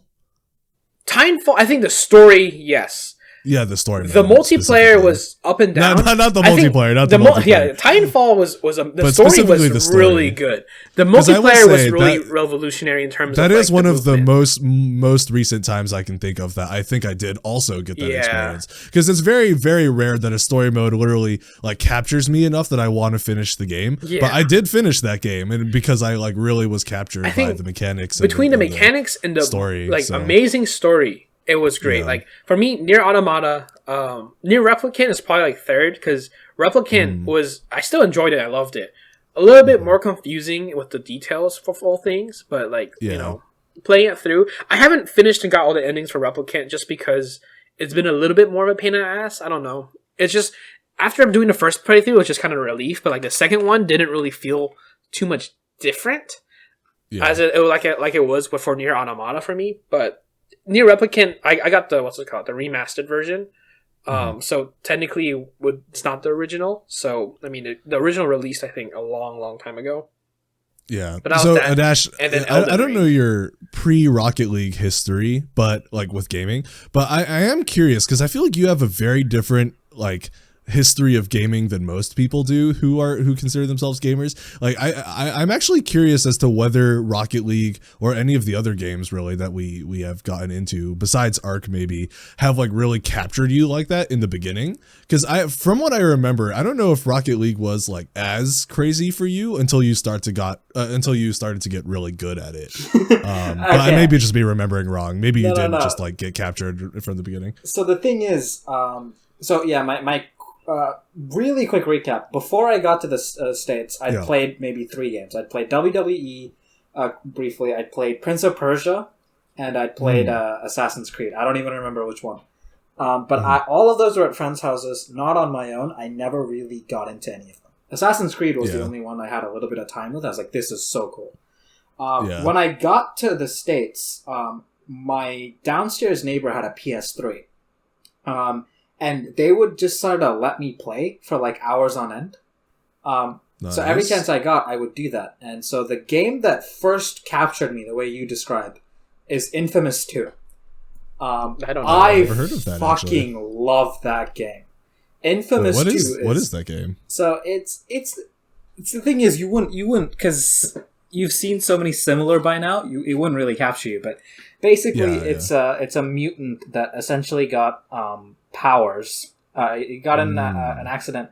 It's like, imagine it's kind of GTA-ish, but more like you have powers. So his powers are electricity based, and essentially you're just going around fighting this like militant group.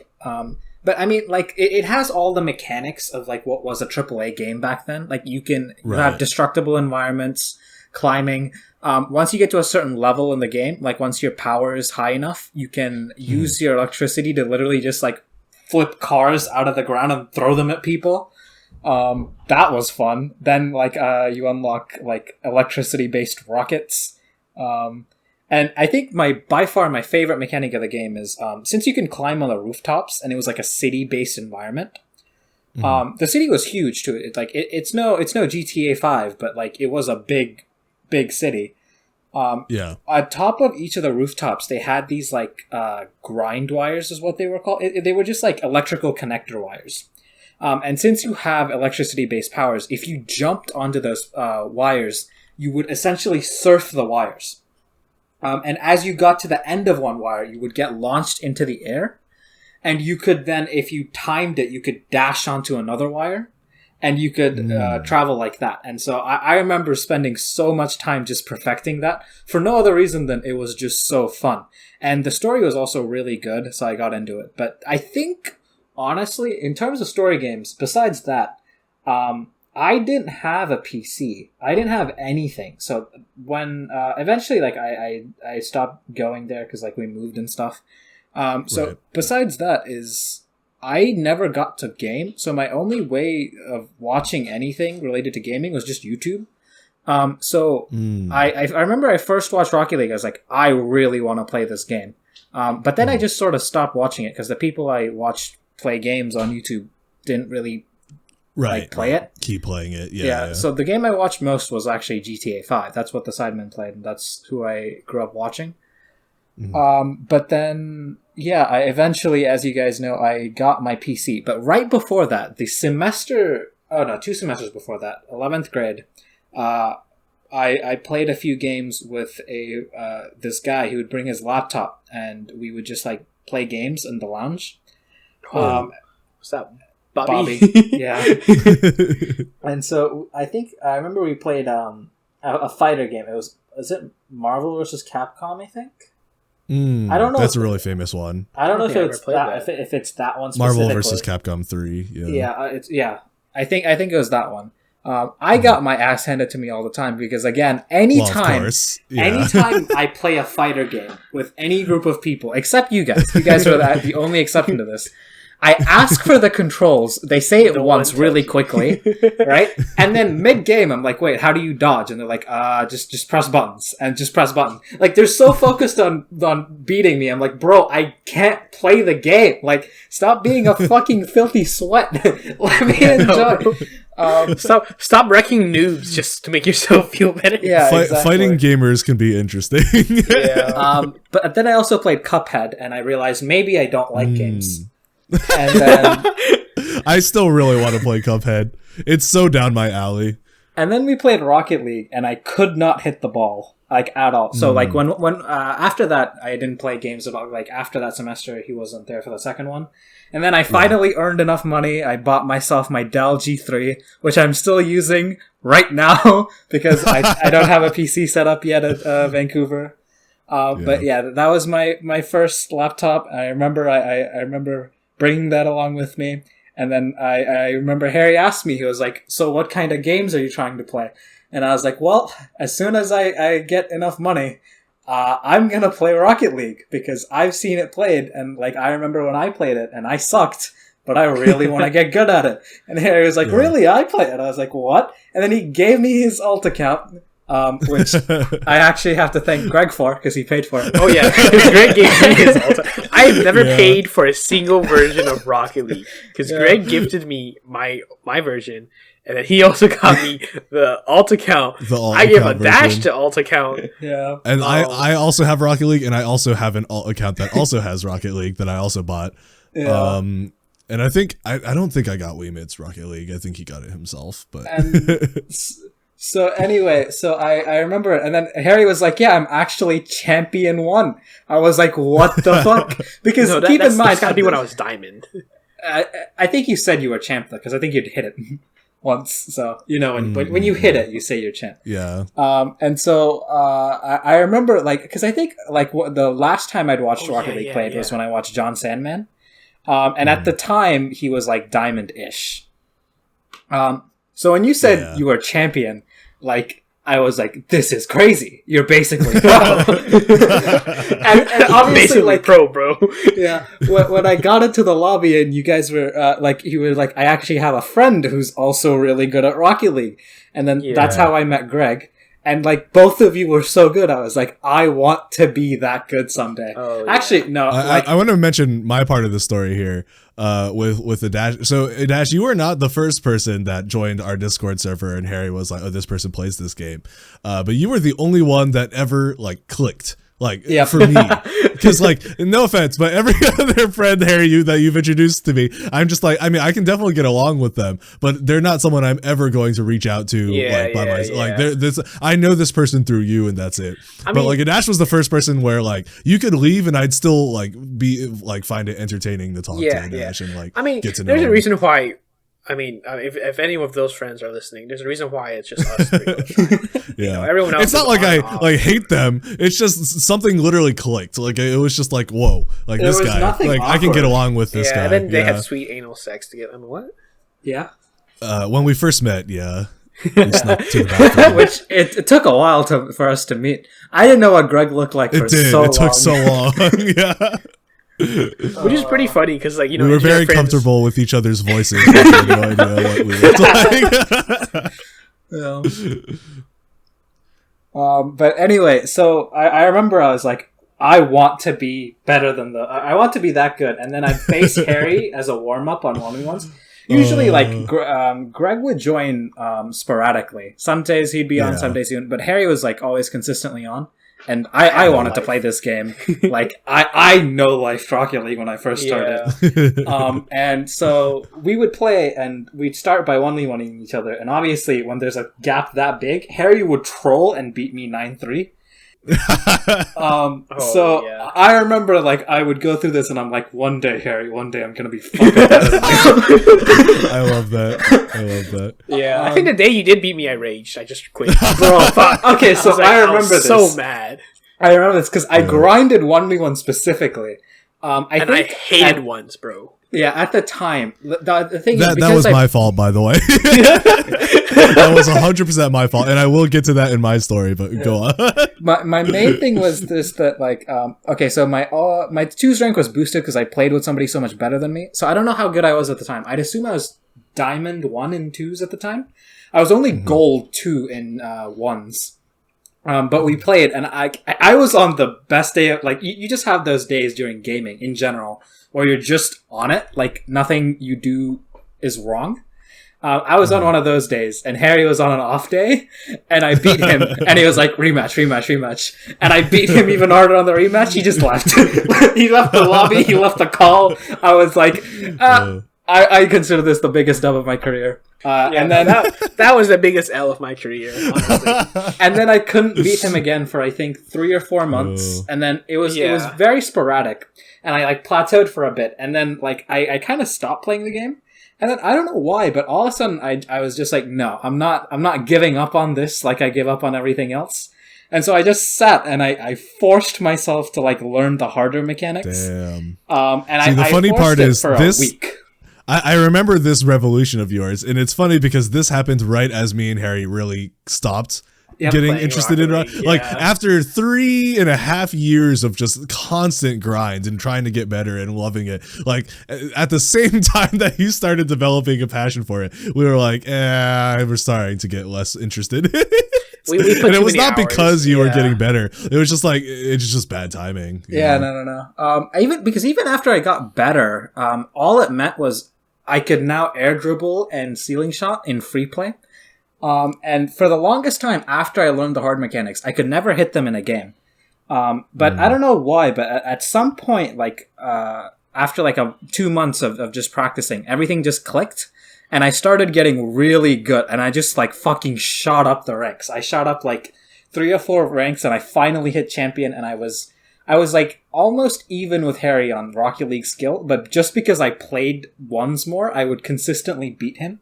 And then after that, I remember I did get I plateaued, and then I got a better monitor. Actually, I just had a bunch of miserable times. I got hella lonely, and I was like, fuck it. And then I just played the game until I was Grand Champ 2, and that was the highlight of my gaming experience, is hitting top 1% in a game that has no transferable skills to any other game. And besides Rocket League, I also got really I'm not really good, but I got decent at Modern Warfare, because that was the only FPS that I'd say that I really enjoyed. Like, I was like, some days I'd wake up and like when we play Overwatch, Overwatch is the closest it's gotten. But even when we play Overwatch, I'm like, I'll enjoy this, I think, for an hour and a half, and only if I'm playing with friends. Mm-hmm. But Modern Warfare was the only FPS game, I think, that I played even when I was alone. Rocket League, that's why I'm so good at Rocket League now, is I was able to know life that game on my own. Even when Harry or Greg weren't on, I would just be playing. But I just never had that with an FPS until Modern Warfare. And which is why I was able to get better.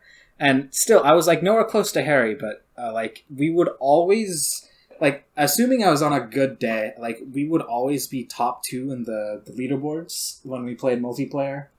At least for the first hour and a half, and then inevitably there's just like one game where SBMM fucks you, and then I just tilt out of the sky and it's not fun anymore. But really, it's like my gaming. Get the new one so we can play together again. We'll discuss that in a bit. But my gaming experience, though, is a lot different to you guys', I think, because like it's an escape for me, but it's also competition. And I think without competition, my love for like gaming dies. Because even now, it's like the reason I like Rocket League so much is like I watch the the esport, and I'm like, I genuinely think like if I had like applied if I had just gotten like my laptop like 2-3 years earlier, and B, like if I'd gotten it at the same time as you guys, and like you know, back when you were like passionate to play, I genuinely think I could have made it like pro by now. Yeah. Because like I improved rapidly when I put my effort into it. Yeah, no, I think if you're about done, Adash, my story actually perfectly continues off of where you just left off. Okay, so that statement you said at the end is perfect for the start of mine, of like competition is like the driving force behind why you love games. Yep. That is my journey through gaming and through life, honestly, has been starting from that point and then getting to where I am now, which is like the opposite of that mindset. Which, of course, I'm not saying one is better than the other. I'm just saying this is my journey. Yeah, I went from that. I was that person. And I don't know, Harry, if you remember, but I used to be very competitive. And I was pretty passive aggressive about my competitiveness because I didn't want to be seen as the guy who's like trying to win. I wanted to be seen as like the friendly guy. But there was always that part of me that was like, I got to win though. Like I got to seem chill, but then also win. Which is kind of a douchebaggy thought process. Oh. Yeah. But that is like how I like saw not just games, but like life a big part of. I think it's partially the Asian mindset, and then just also like the circumstances behind like my place in society as a violinist, as the son of a violinist, surrounded by people. I mean, honestly, this is very like parallel though to like those tracks of my life, and I think that will get more explored when we actually talk about those tracks of our lives, like the more lifey aspects of our life. But gaming specifically, I think it was just another avenue of like, this is like, a lot of the times when I played games, it was always one or the other. I either played the game out of enjoyment for the game itself, or I played the game because I liked winning. And it was always one of those two things. Still me. And it's like, I think, so to go all the way back, I'll get there eventually, but to go all the way back, I think I was a lot more Flash game, addicted than maybe Harry was. Not addicted isn't the right word, but I was very involved with Flash games, specifically Pop Tropica. That like started my whole love for like platforming, really.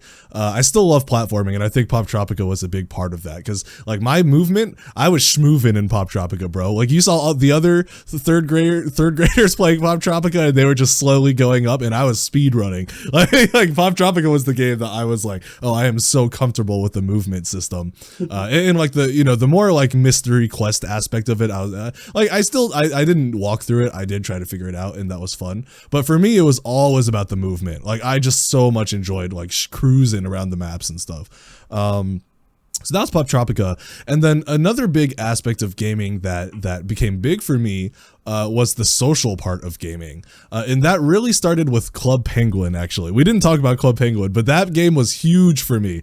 And it's like, I was that guy in Club Penguin who didn't do the quests and didn't play the games. I didn't do all the things that you're supposed to do in Club Penguin. I just talked to people. Like, I just really liked to like get myself to a certain point in the game where I could then guide other people around the game. And this was like my big thing with Club Penguin, is I would just like meet people and then just like show them around.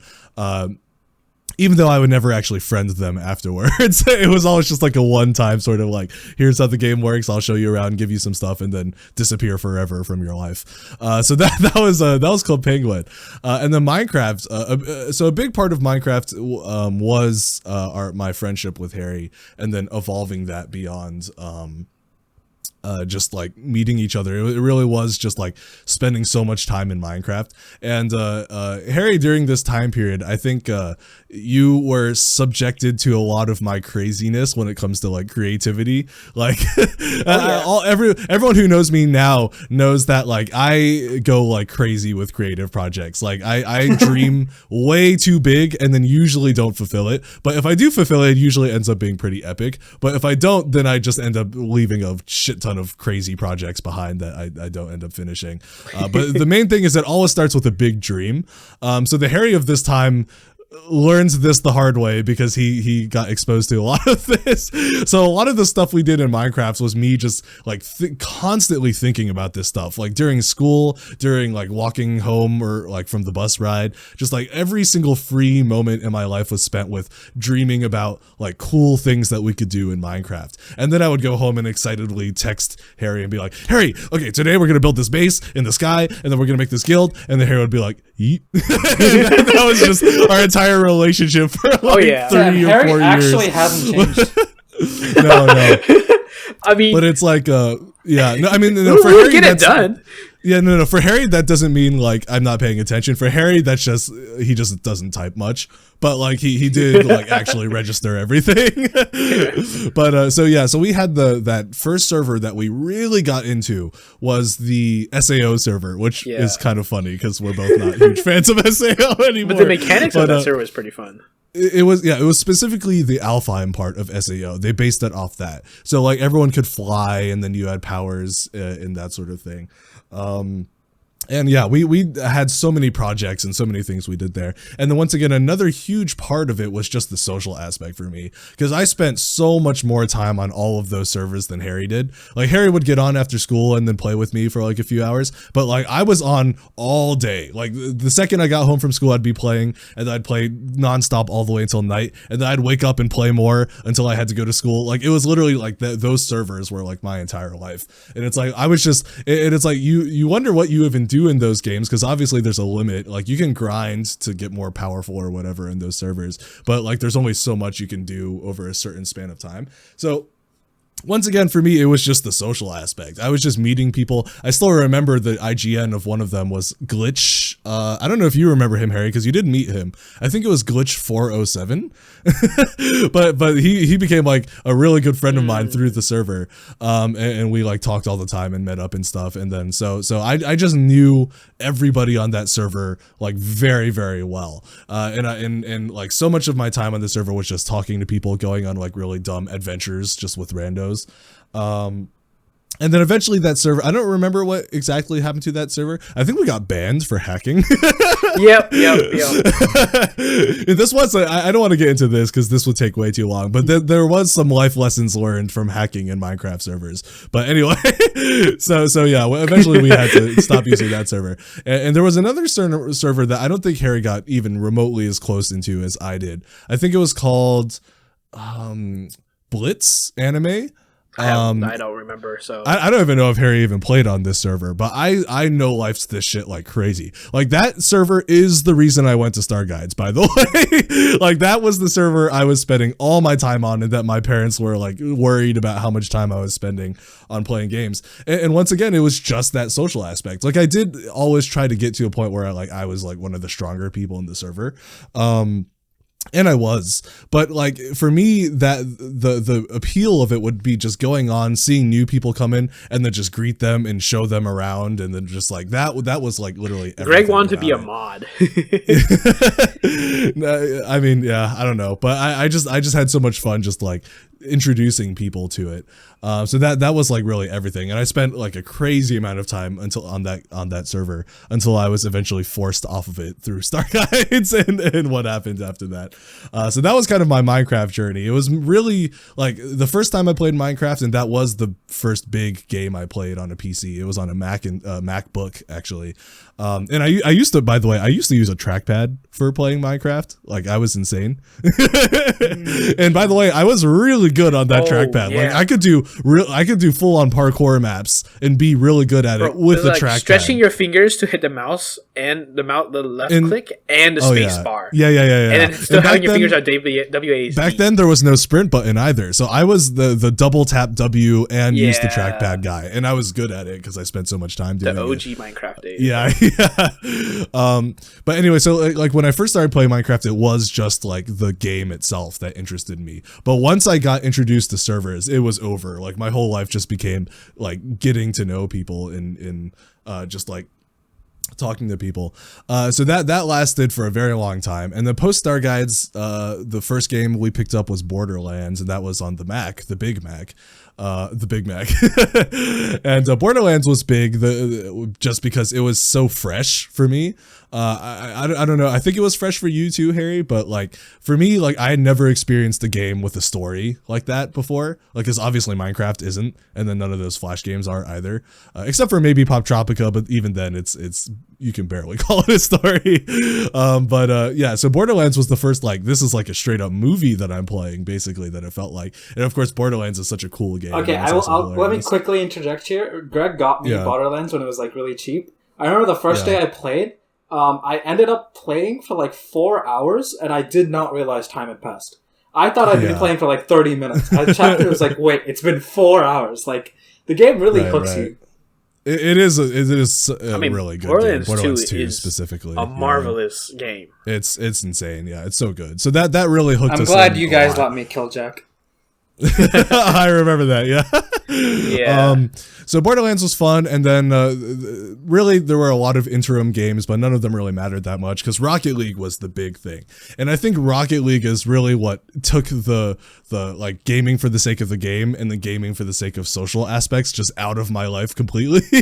And I really just became full on competitive, because before this my competitiveness had been mostly limited to just my instrument and also sports sometimes. I mean, there's a reason why I always suggested me and Harry be on the same team against my dad, because I just didn't like the idea of going against Harry. Not because like I feel like our friendship has always been like that competitive part. I don't know really how competitive you are, Harry. I think you're pretty competitive. I'm pretty competitive. What? Yeah. What do you mean about how competitive Harry is? I'm also yeah. No, he is competitive, but I don't know to what extent. But I know it's pretty high. High. Well, and then every for me, game but League of Legends.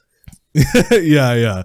And for me, I was, of course, extremely competitive too. And I think I started to notice something, like, because we did play basketball against each other a few times. And to me, I don't know how it felt for you, but to me, it felt like whenever there was competition between us, our friendship kind of got a little worse. And it's like that part was always, it was like, very awkward. Yeah, because I feel like we were just so both overly competitive that like it started to interfere with our actual relationship. It was like, sometimes. From my point of view. Like friendly competition turned to like, damn, yeah, it was beat the shit out of this moment. Yeah.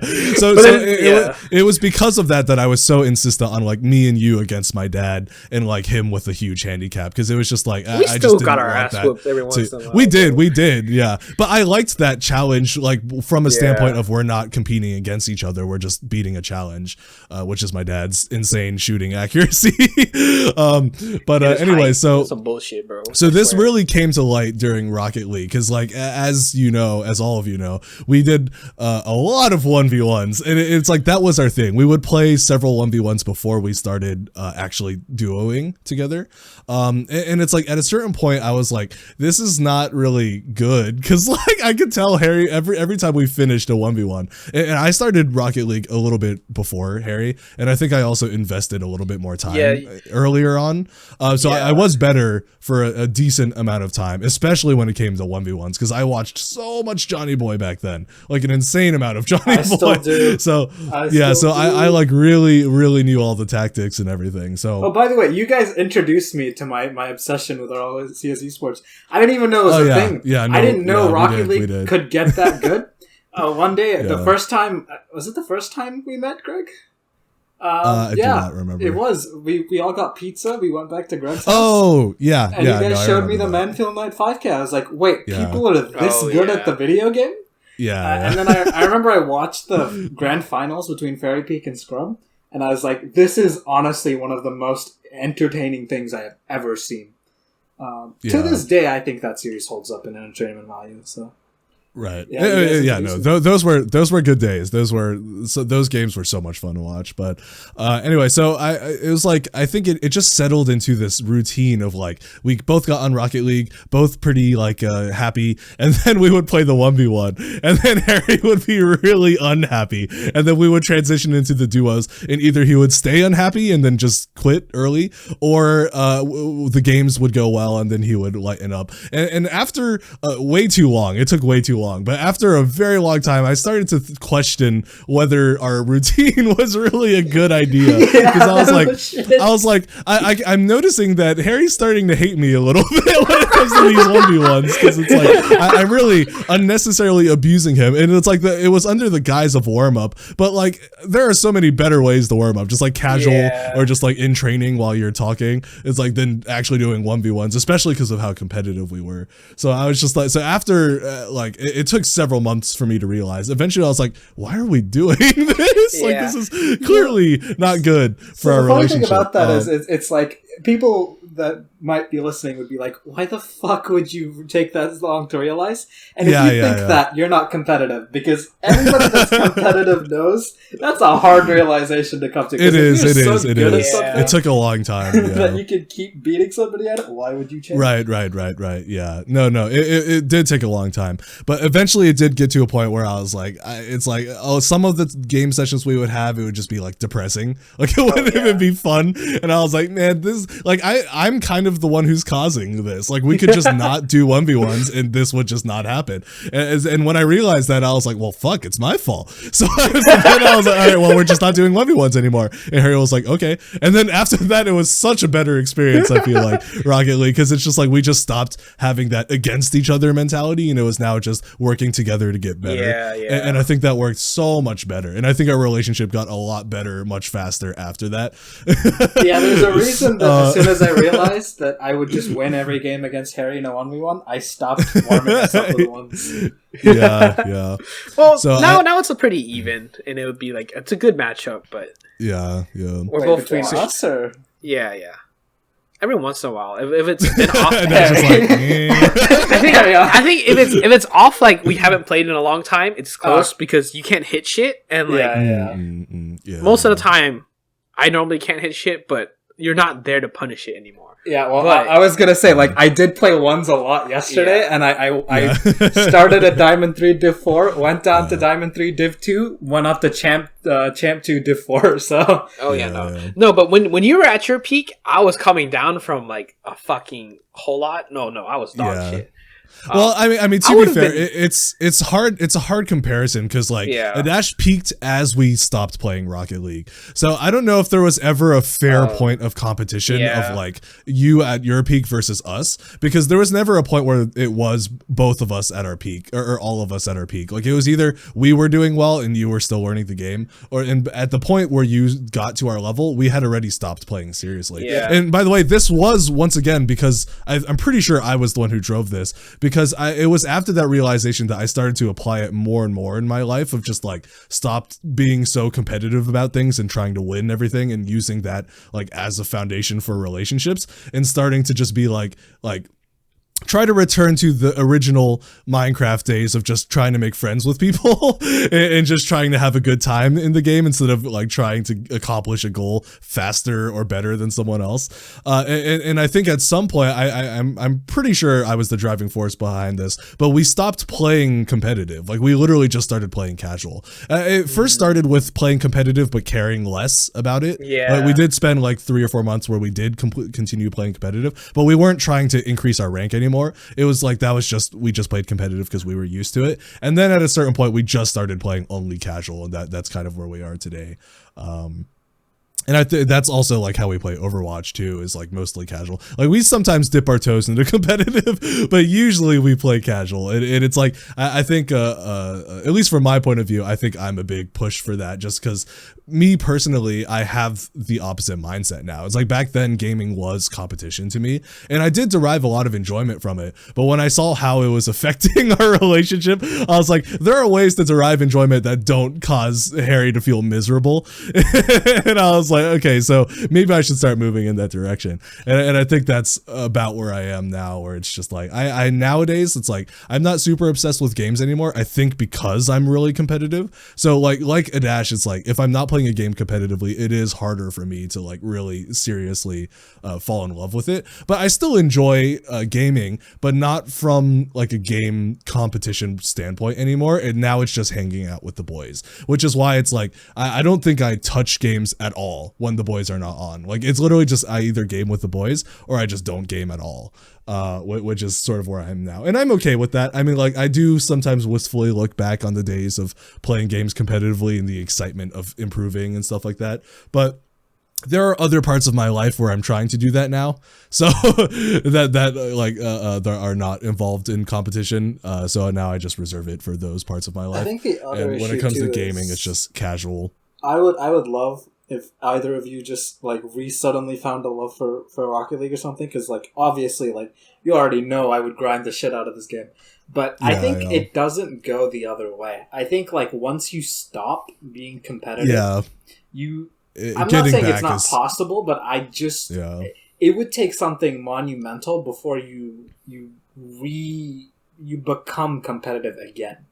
So, as soon as you guys stopped playing, I knew, I was like, if I was gonna take this seriously, I would be doing it on my own. And I was like, that's fine. This also leads to something that you guys are intimately familiar with, which was my old habit of anytime. I think Harry's way more intimately familiar with this, but anytime we started anything, I would just like so obsessed, like jump into it that I'd be like so far ahead that it made the experience much less fun for you guys.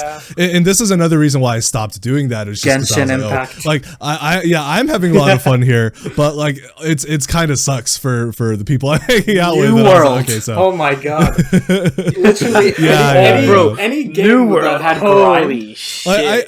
It got to a point where it was just like anytime that like there was like grind and stuff, it was just like the feeling of like you guys always just like constantly having to catch up. It was just like it started to just become unpleasant, and I was like, I don't know if I want to keep doing this anymore. It's been too long of just like always, and it's like it's not like I'm intentionally trying to thrust you guys under me. It's just the sort of gamer I am. It's just like I get things done as fast as I possibly can, and I obsess over that. but it's like I realized I can have fun with games without doing that. It's just I have to shift the attention from trying to do well in the game to just trying to like have fun in our friend group. I really think we screwed up our approach to New World, by the way. But also conversely, I think the game rewarded the wrong things. I think by focusing, I think by locking so much content at the end game and making it fucking anal. It forces you to no life. You have to no life that game if you want to. We basically no lifed it for like a week, 2 weeks or so. 2 weeks. And then after that, we had 100 hours past 2 on that game. You know the thing that sucks is the most fun experiences, at least from my standpoint, we had in New World were not ones that like the game provided in terms of like, oh, you get to this level and you can like have like I never got to experience more, and I'm sure it was fun. But specifically that that shrine moment, like I don't remember exactly what started it, but that night was so much fun. That was another one of those gaming moments where it was just like chase them and then Harry would gun them down. I killed like 2 people. Wayne and his friend were there too, and we were just like, we got into a whole ass like faction battle between us 5 and like this other team of like 8 people, but we were still winning, and it was so epic. And it wasn't even like unbalanced in terms of levels. Like it was pretty same, but we were just doing better. Like it was so satisfying, shooting motherfuckers down as they chased you. Yeah, and that's not really something the game promotes that much. So it's like, and those were, I mean, I will say the game did promote it to a certain level, and those were the most fun parts of the game, where like factions were just like, we're gonna camp outside their spawn today, and then a huge war breaks out, and it's really cool. And those were the fun parts of the game. But yeah, no, the parts where it's like, all right, let me spend 10 hours straight killing the same, or going in a circle and killing skeletons over and over again, just to get to that point. It's like, oh my god. You think that's how bad it was? Bro, I spent 3 hours straight cutting trees one day, and then I was like, Harry, I don't want to play this game anymore. That's why I'm saying is like, yeah, and it's like, I'm like, back in the day I would have been the person who just no-lifed all the way to the end, but I think I caught myself pretty quickly and was like, yeah, I'm not gonna do that. You quit a long time before us. Me and Harry Harry hit 100 hours past too, and then eventually we were like, let's just take a break from the game, and then we never went back. We've also done that with Ark, but I think I will go back to Ark because I do like it. It's just like, we kind of ran out of things to do, but Ark always comes out with new content and stuff. It's like, eventually when they come out with a new map, I think the main thing is we just didn't have enough people. It was just me, Harry, and another girl we met on David's server. So like, from a competitive standpoint, just continuing from where this leaves off, I think this really like stood out, I think, when we played Divinity. I think there was such a battle internally for me, because it's like, my instinct, of course, is always, like you say, like loot goblin. It's like, my instinct is just to grab everything, see what's best, and take it, because I think that's just like the gamer instinct. And I don't think that's abnormal. I think most competitive gamers can share that feeling too. But it does make the gaming experience, just like as a community, just a little bit less fun, I feel like, because it becomes that competition of just like, who can grab the gear first, who can see the thing first, like who can, like, and I feel like a game like Divinity that's not really supposed to be the point, especially with the fact that, like, as long as you played the game correctly, I think you are supposed to find it pretty easy. I think that's why there's like much harder game modes. So like, I did, like, obviously there were still some habits left of like loot gobbling and stuff, but that's why I was so intentional about like, I'm gonna play the cleric and be the supporting role, because I was like, I know if I play the warrior role, it's gonna be so hard for me not to be like min-maxing and trying to get all the best gear first, just so I can min-max and stuff. So I was like, yeah, I'm gonna force myself to be the cleric and try to put myself in situations where that doesn't happen as much. And at least from my standpoint, I think it works, because I had always had fun with Divinity, and just like trying to not be competitive about, and just not being competitive about like who gets what, or at least as competitive about who gets what, I think helped a lot. Because I don't know if you remember, Harry, in our early Borderlands days, like Borderlands was fun for sure, but there definitely was an aspect of like, only one person is gonna get the loot, so whoever gets there faster gets it. It's just running through. That's why you're both such fucking loot goblins. Which is why I mean, look, I feel like any true gamer is a loot goblin, because any true gamer is competitive, and if you're competitive, you're going to be a loot goblin. But it's like, that's why I really appreciated Borderlands 3 made a lot of mistakes, but the system they made for loot sharing instead of loot grabbing is really nice. I think that should be more widespread. But when we were playing Divinity, it's like, if I get a piece of gear, I'm like, this is really good, but this suits somebody else more, I just send it to you guys. So I think there's also a selfishness at play here. But, you know. Okay. I mean, you're not wrong. But that's why I was like, Our builds are different enough in Divinity where, you know, one person is going to take one thing versus the other. Where it's a little easier to be. But I think it's just like, my gaming journey has just been that mostly. I started in a place where it was all about the social aspect and then just like the game itself. And then I got to a point where it was just about the competition.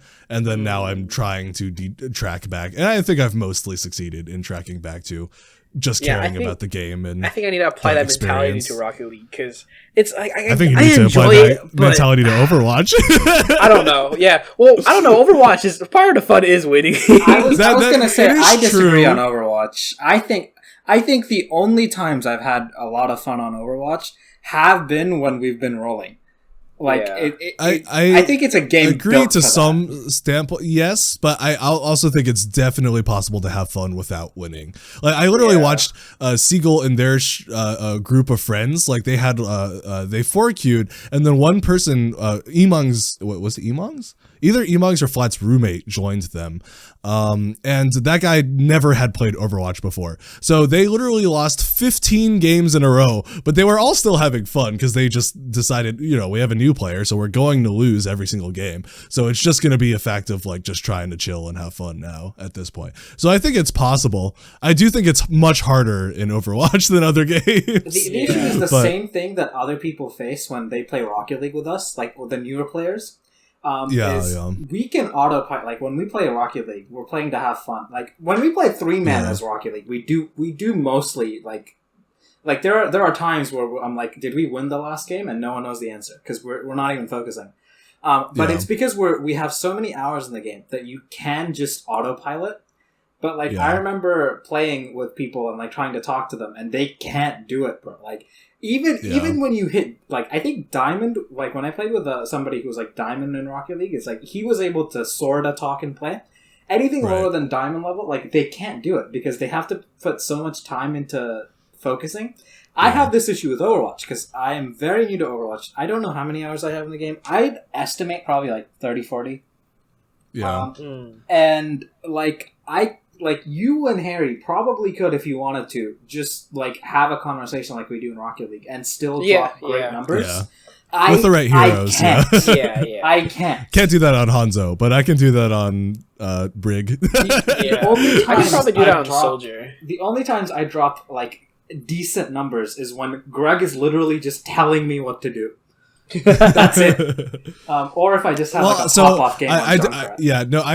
We've talked about this before, and I do agree with that concept. But I also do think that's from your standpoint as somebody who desperately wants to get good at games. Because I have definitely played Rocket League, like just your experience, with people who aren't like intensive gamers, people who are just casuals. Like these are the sorts of people who play mobile games, and I was also a mobile gamer, so I can't like look down on that. But anyway.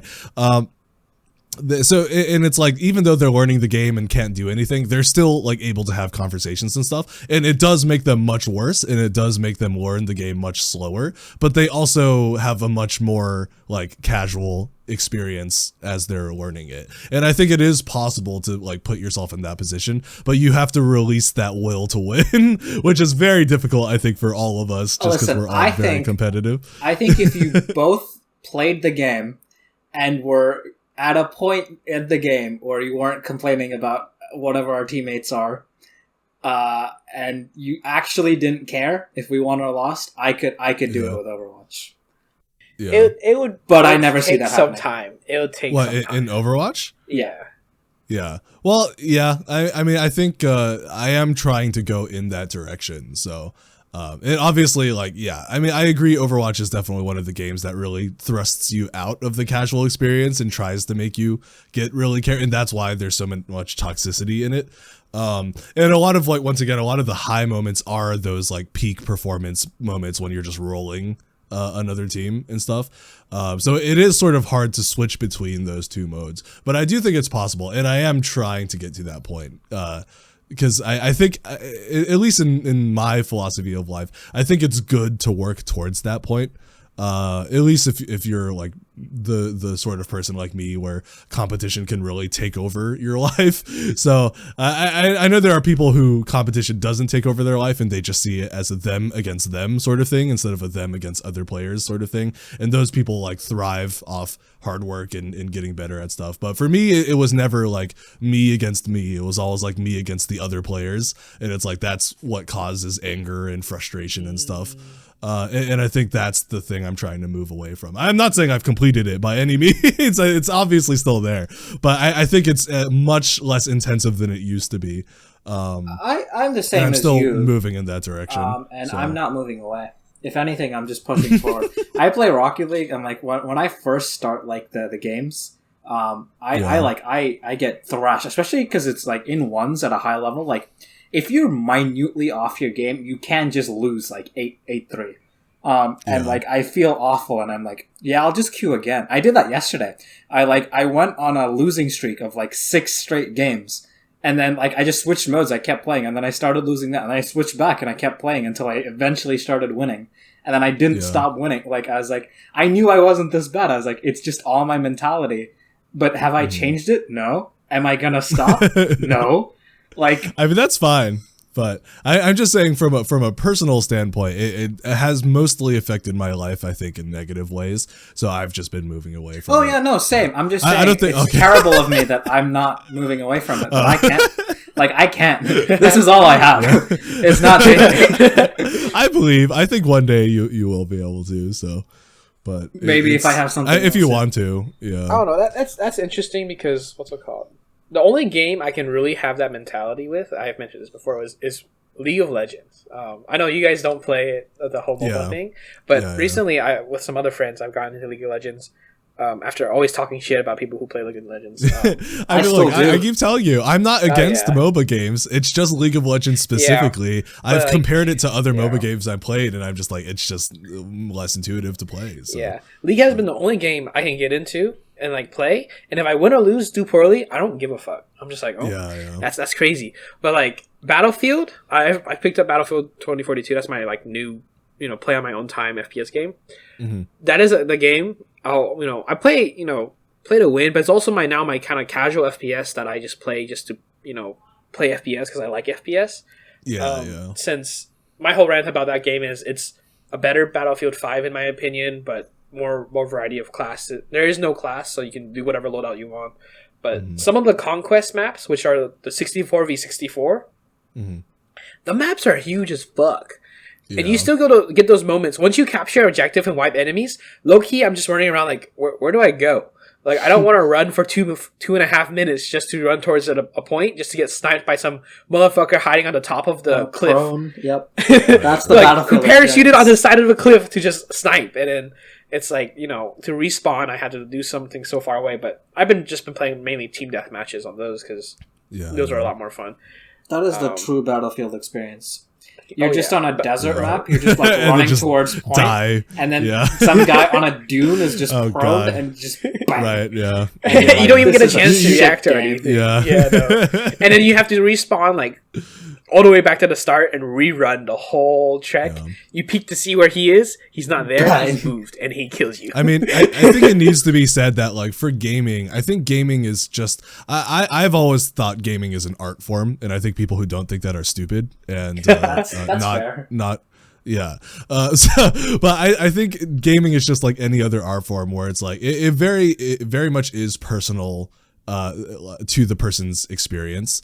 And I think it can very much change based on who's playing the game and who's gaming in their sort of life experiences. Because it's like, for me, I've always had this sort of internal debate of like, do I even like gaming? Because it's like, from everything I've said, you start to gather this story of the only reason I play games is to like talk to people. Like, I don't really play games for games. Like the last time that happened was pretty much Minecraft. I don't know if there's any games that I just like have that urge where it's like, oh, I want to play this game even if there's no one around. It's like, for me, I guess Rocket League.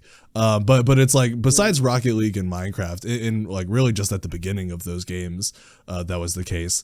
It's just like, for me, gaming has always just been either competition and usually unhealthy competition or just like social aspect, which is sort of why I moved now. So it's like, I've always had this question. It's like, can I even call myself a gamer? Because I don't even enjoy gaming. It's just, but it's like, I do like gaming, but I like gaming for a different aspect of it than I think maybe you guys do. Because like, for me, I could never touch like Ark or Battlefield. Like the only game that maybe you guys would think that I could do that with was Spelunky.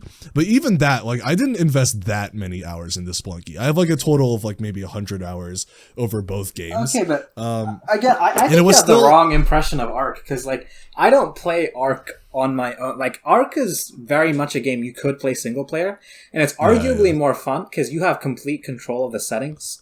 But I never played it single player because I'm like, a majority of the reason I played Ark, and almost the entire time I played Ark, I played with friends. The only times it doesn't happen is if we were like raising babies and I would have to get on in the middle of the night and just like feed them for like 3 minutes, and then I could turn my computer off. Not Ark then, but Rocket League then for you, because that's definitely a game that so you. I wanted to preface this, right. Rocket League is I play to get better because I want to be really good at Rocket League, and I do enjoy it. Yeah. But my favorite times in Rocket League is not when I'm like solo winning. I would even say Grand Champ 2, like as a personal achievement, it was pretty great. I felt good. But it doesn't even come close. It doesn't compare to the times where we're just all on, and like I don't even know if there have been times when I've been on a 10 straight losing streak with the boys in Rocket League that I've had more fun than when I hit Grand Champ 2. Like, it is also for me. I'm not talking about peak moments though. I'm just saying like even just that urge to play a game that does not exist for me. Like you guys can definitely, I think, or at least Harry can just like feel that urge to like, oh, I'm just gonna pull up a game to play. Like Harry was prefacing it as single player games, like the games he plays when he's not with the boys. It's like that doesn't really exist for me. There's no game that I ever feel an urge to play. I think that's fine because I think that's at a moment where the interest of games is like, it's not just for the enjoyment factor, it's more for the social factor. I understand that, and that's why it's been rough for me in gaming. Because I'll say I have the same issue. That's why I'm trying to find that new game to play. Right now it's in between like League of Legends, because it takes a long time to complete a game, and so it really passes the time until someone gets on. Or at least for me, the FPS one that I do actually enjoy is right now 2042. But even that one, I don't play for like that long right now. Maybe I'll start streaming it again, just because, fill in a loneliness and talk to random people on Twitch, but that could be awful. Who knows? Because that was kind of the whole attempt at streaming Battlefield 1 was, one, I could play it alone, because I do enjoy it, but like for longer periods of time, if I stream it and there's someone who, to interact with someone else other than the boys. Man, this sounds so fucking lonely. Holy shit. So what we're all finding is just gaming is just for us it's just has that ever been in doubt? Yeah, no, it's an escape from reality, and that's one of the nice things. Until it becomes addicting, and then you fucking fuck up your life, and next thing you know, your parents send you off to some wilderness training camp. Okay, but see, that's what I'm talking about. It's like I don't even know if that's like, can you be addicted to like trying to be social? I don't know. Probably, actually, you could be addicted to anything. But maybe not try to be social, but like. In your case, it was something different, but like for some people, the people who literally will not get off the game and keep playing, that one video, that dude shitting himself rather than going to the bathroom. No, there are literally people who have killed themselves from like not like wanting to stop playing a game, so they just die. I've seen so many articles about like parents neglecting their kids because they've just been playing games or some shit. Yeah, no, that's different. Stuff like that. I'm just like, how much of a low life can you be? I mean, that's just addiction, though. In general, it's like anyone who's susceptible to getting addicted will get addicted to something, and then in that case, it's just like your life just goes downhill. We were just talking about children being addicted. And oh shit! Right. I take it back. No, I go on that. I was gonna say, like, I think when I play, like, the reason I don't play single player games is because there's no social factor. Like, and I've had this. I think recently, it's been a little different, but for a majority of it, it's like that's why it always sucks for me when the boys aren't on, because I just never feel like gaming when the boys aren't on. Because I'm like I could play Rocket League, but is it really like? That's why, by the way, like I hit like periods where I plateau in skill and then suddenly shoot up. It's like I get brief bursts where I'm like I just really want to play. And it lasts for like 2 or 3 weeks, but I grind so hard for those like 2 or 3 weeks that I get really, really good. But then the motivation goes, and I'm like, without anybody to like play with, without anybody to like focus with, it gets so low. Like when you're on your like 4th hour, it's like I remember when I first got really good, when I first got like near Grand Champ level. And I was like on my 3rd or 4th hour of playing. I think it was 2s, and there was a match where I hit 3 really insane shots. Like it was a ceiling shot, and then it was like 2 double taps, and I was like, "Oh my god, I'm so good!" And then I was like, I have no one to share this with. This is this is fun, I guess, but I was like, this is actually just really lonely.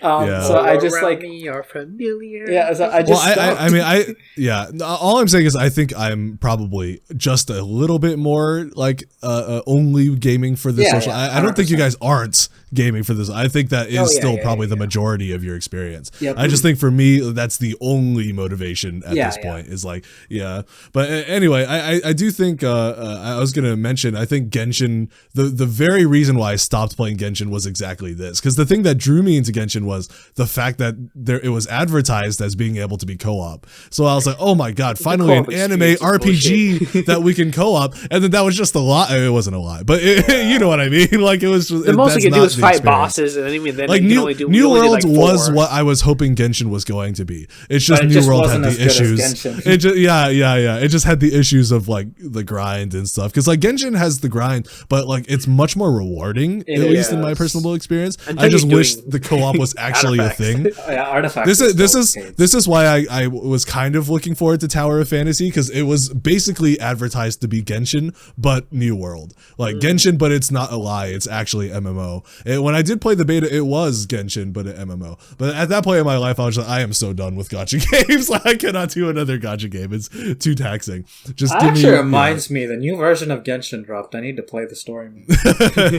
I still play Genshin, and I will say, if Harry gave me like his old account, and like if I had to go back to grind, because my other account, it's like I have really good characters. But Harry's artifact luck is just so much better than mine. I know he's done more, like artifact, he's done more. Definitely. But at the same time, like I'm seeing some of these pieces, and I'm like, he has 5, like all 5 of like the artifacts on like Yoimiya, for example, are like goated, and I'm like, I don't have one this good. I spent so much time grinding. I know I haven't played a fifth. We both did of Harry. We were playing a lot of Genshin. Yeah. It's just like insane amount of grinds. So it just, I was like, but anyway, it's like, if I had to go back, my account is still really strong. And apparently Raiden's actually just straight up broken now. And I have her on my old account, not on Harry's account. So I could definitely get there, but I don't know if I'd play the game as much, because I would have to grind artifacts just a little bit till they're like OP. But like Genshin, what they've done right is endgame is like, unless you're playing Spiral Abyss, it is actually really easy. Spiral Abyss was such a freaking nightmare. It is really easy if you have a broken like team comp, and since Harry has enough characters of different, like he has a really strong shield character, a really strong it's literally been proven. Which broken team comp you want? You got the Vapor. It's been proven several times that you can free game Genshin and still like easily beat endgame stuff. Like maybe not Spiral Abyss, but you can get pretty close to even beating endgame Spiral Abyss without doing anything extra, and even without grinding, just because the game is very easy, which I think is a good thing for RPGs. I don't think RPGs should lock every New World. I'm looking at you. I don't think RPGs should lock most of their content behind no-lifing the game. Yeah, like most people don't have time to no-life the game. I mean, I will say that's a big part of it too. Is like I realize is like I don't have time to no-life things anymore. So it's like I need to stop getting out of that mindset. New World was the perfect time for me to new life. I was fresh off a breakup. I was ready. I was like, there is nothing better for me to do. And then after 100 hours passed too, I was like, this is the most depressing thing ever. And then I just switched to Rocket League and I hit Grand Champ 2. Anyway, I think we should wrap this up because this has been going on for a very long time. I think I mentioned I've hit Grand Champ 2 like 4 times. So I guess that really is my only achievement in life, huh? This is depressing. I think our conclusion is just that, gaming has been a very important part of all of our lives in a mostly positive force. Because while like the things I said, I was like, like some parts of our relationship did struggle through gaming, but also so much like got added through gaming. I think we wouldn't be friends without Rocket League. Yeah, exactly. So I think as much as gaming has been somewhat conflict in my life sometimes, a cause of conflict, I think it's also been a major cause of just like why I am the person I am today in a good way. So I'm mostly just thankful that I'm a gamer. Yeah. I mean, really thinking about it, gaming has been our social part of our lives when we didn't really have another option. I mean, another option would be to go outside and touch grass, I guess, but I mean, for a time where, I mean, during COVID, you know, no one imagine really all or imagine all those normies who had to try to maintain their friendship but then it was through also COVID, like, you know, when we were still just gaming every day.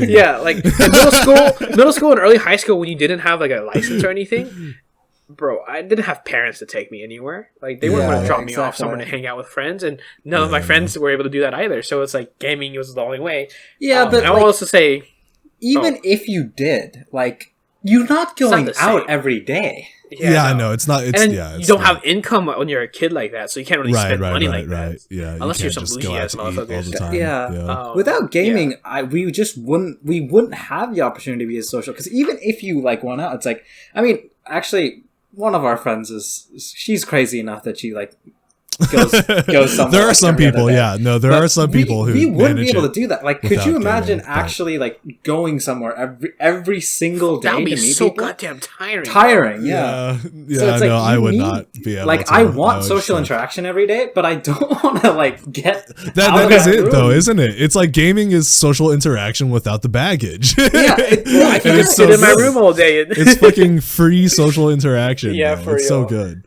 Also, it's like, just share one story. Go on. Oh god. Oh no. Greg, when we 1v1 in Rocket League, there's a time when I could beat you, but you wouldn't stop 1v1ing until you did beat me. And of our warm-ups. I do actually remember that. Yeah. And I thought about it like later on. I was like, this motherfucker really did that shit. I will say though, that wasn't like a consistent thing. Or if you look at it as a consistent thing, that makes me out to be like a super douchebag. It wasn't that. It wasn't like you were just better than me at that time, and I constantly made sure I was. It was just a few days. Yeah, I would occasionally actually win the first or second game, but you'd make sure that you won the last one. 1v1. Yeah. And I was like, holy bro, why are we still working? Never mind. I'm telling you, it wasn't a good thing. Yeah, never mind. Greg, you're a different level.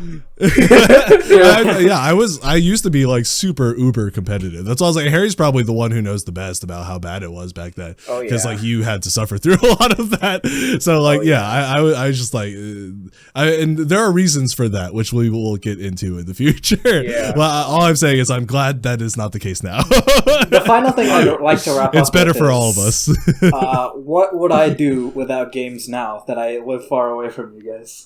We would not be able to interact much. Bro, we would call each other on the phone, look at each other, and be smile, circle jerk live or something. I don't know. Yeah, see, like, because I think about this, I'm like, I actually struggle to maintain friendships with people when I'm not like 100% gaming with them, because I'm like, what do you can't just call and talk every day. It's like, I mean, anyone who thinks maybe you're a woman, maybe relationships take constant maintenance, and it's like, you know, that applies to all types of relationships. Yeah, exactly. So like, if you don't have something like this with like other people, it doesn't matter how good of a friend you are. And I've personally experienced this. Your life sucks. It doesn't matter how.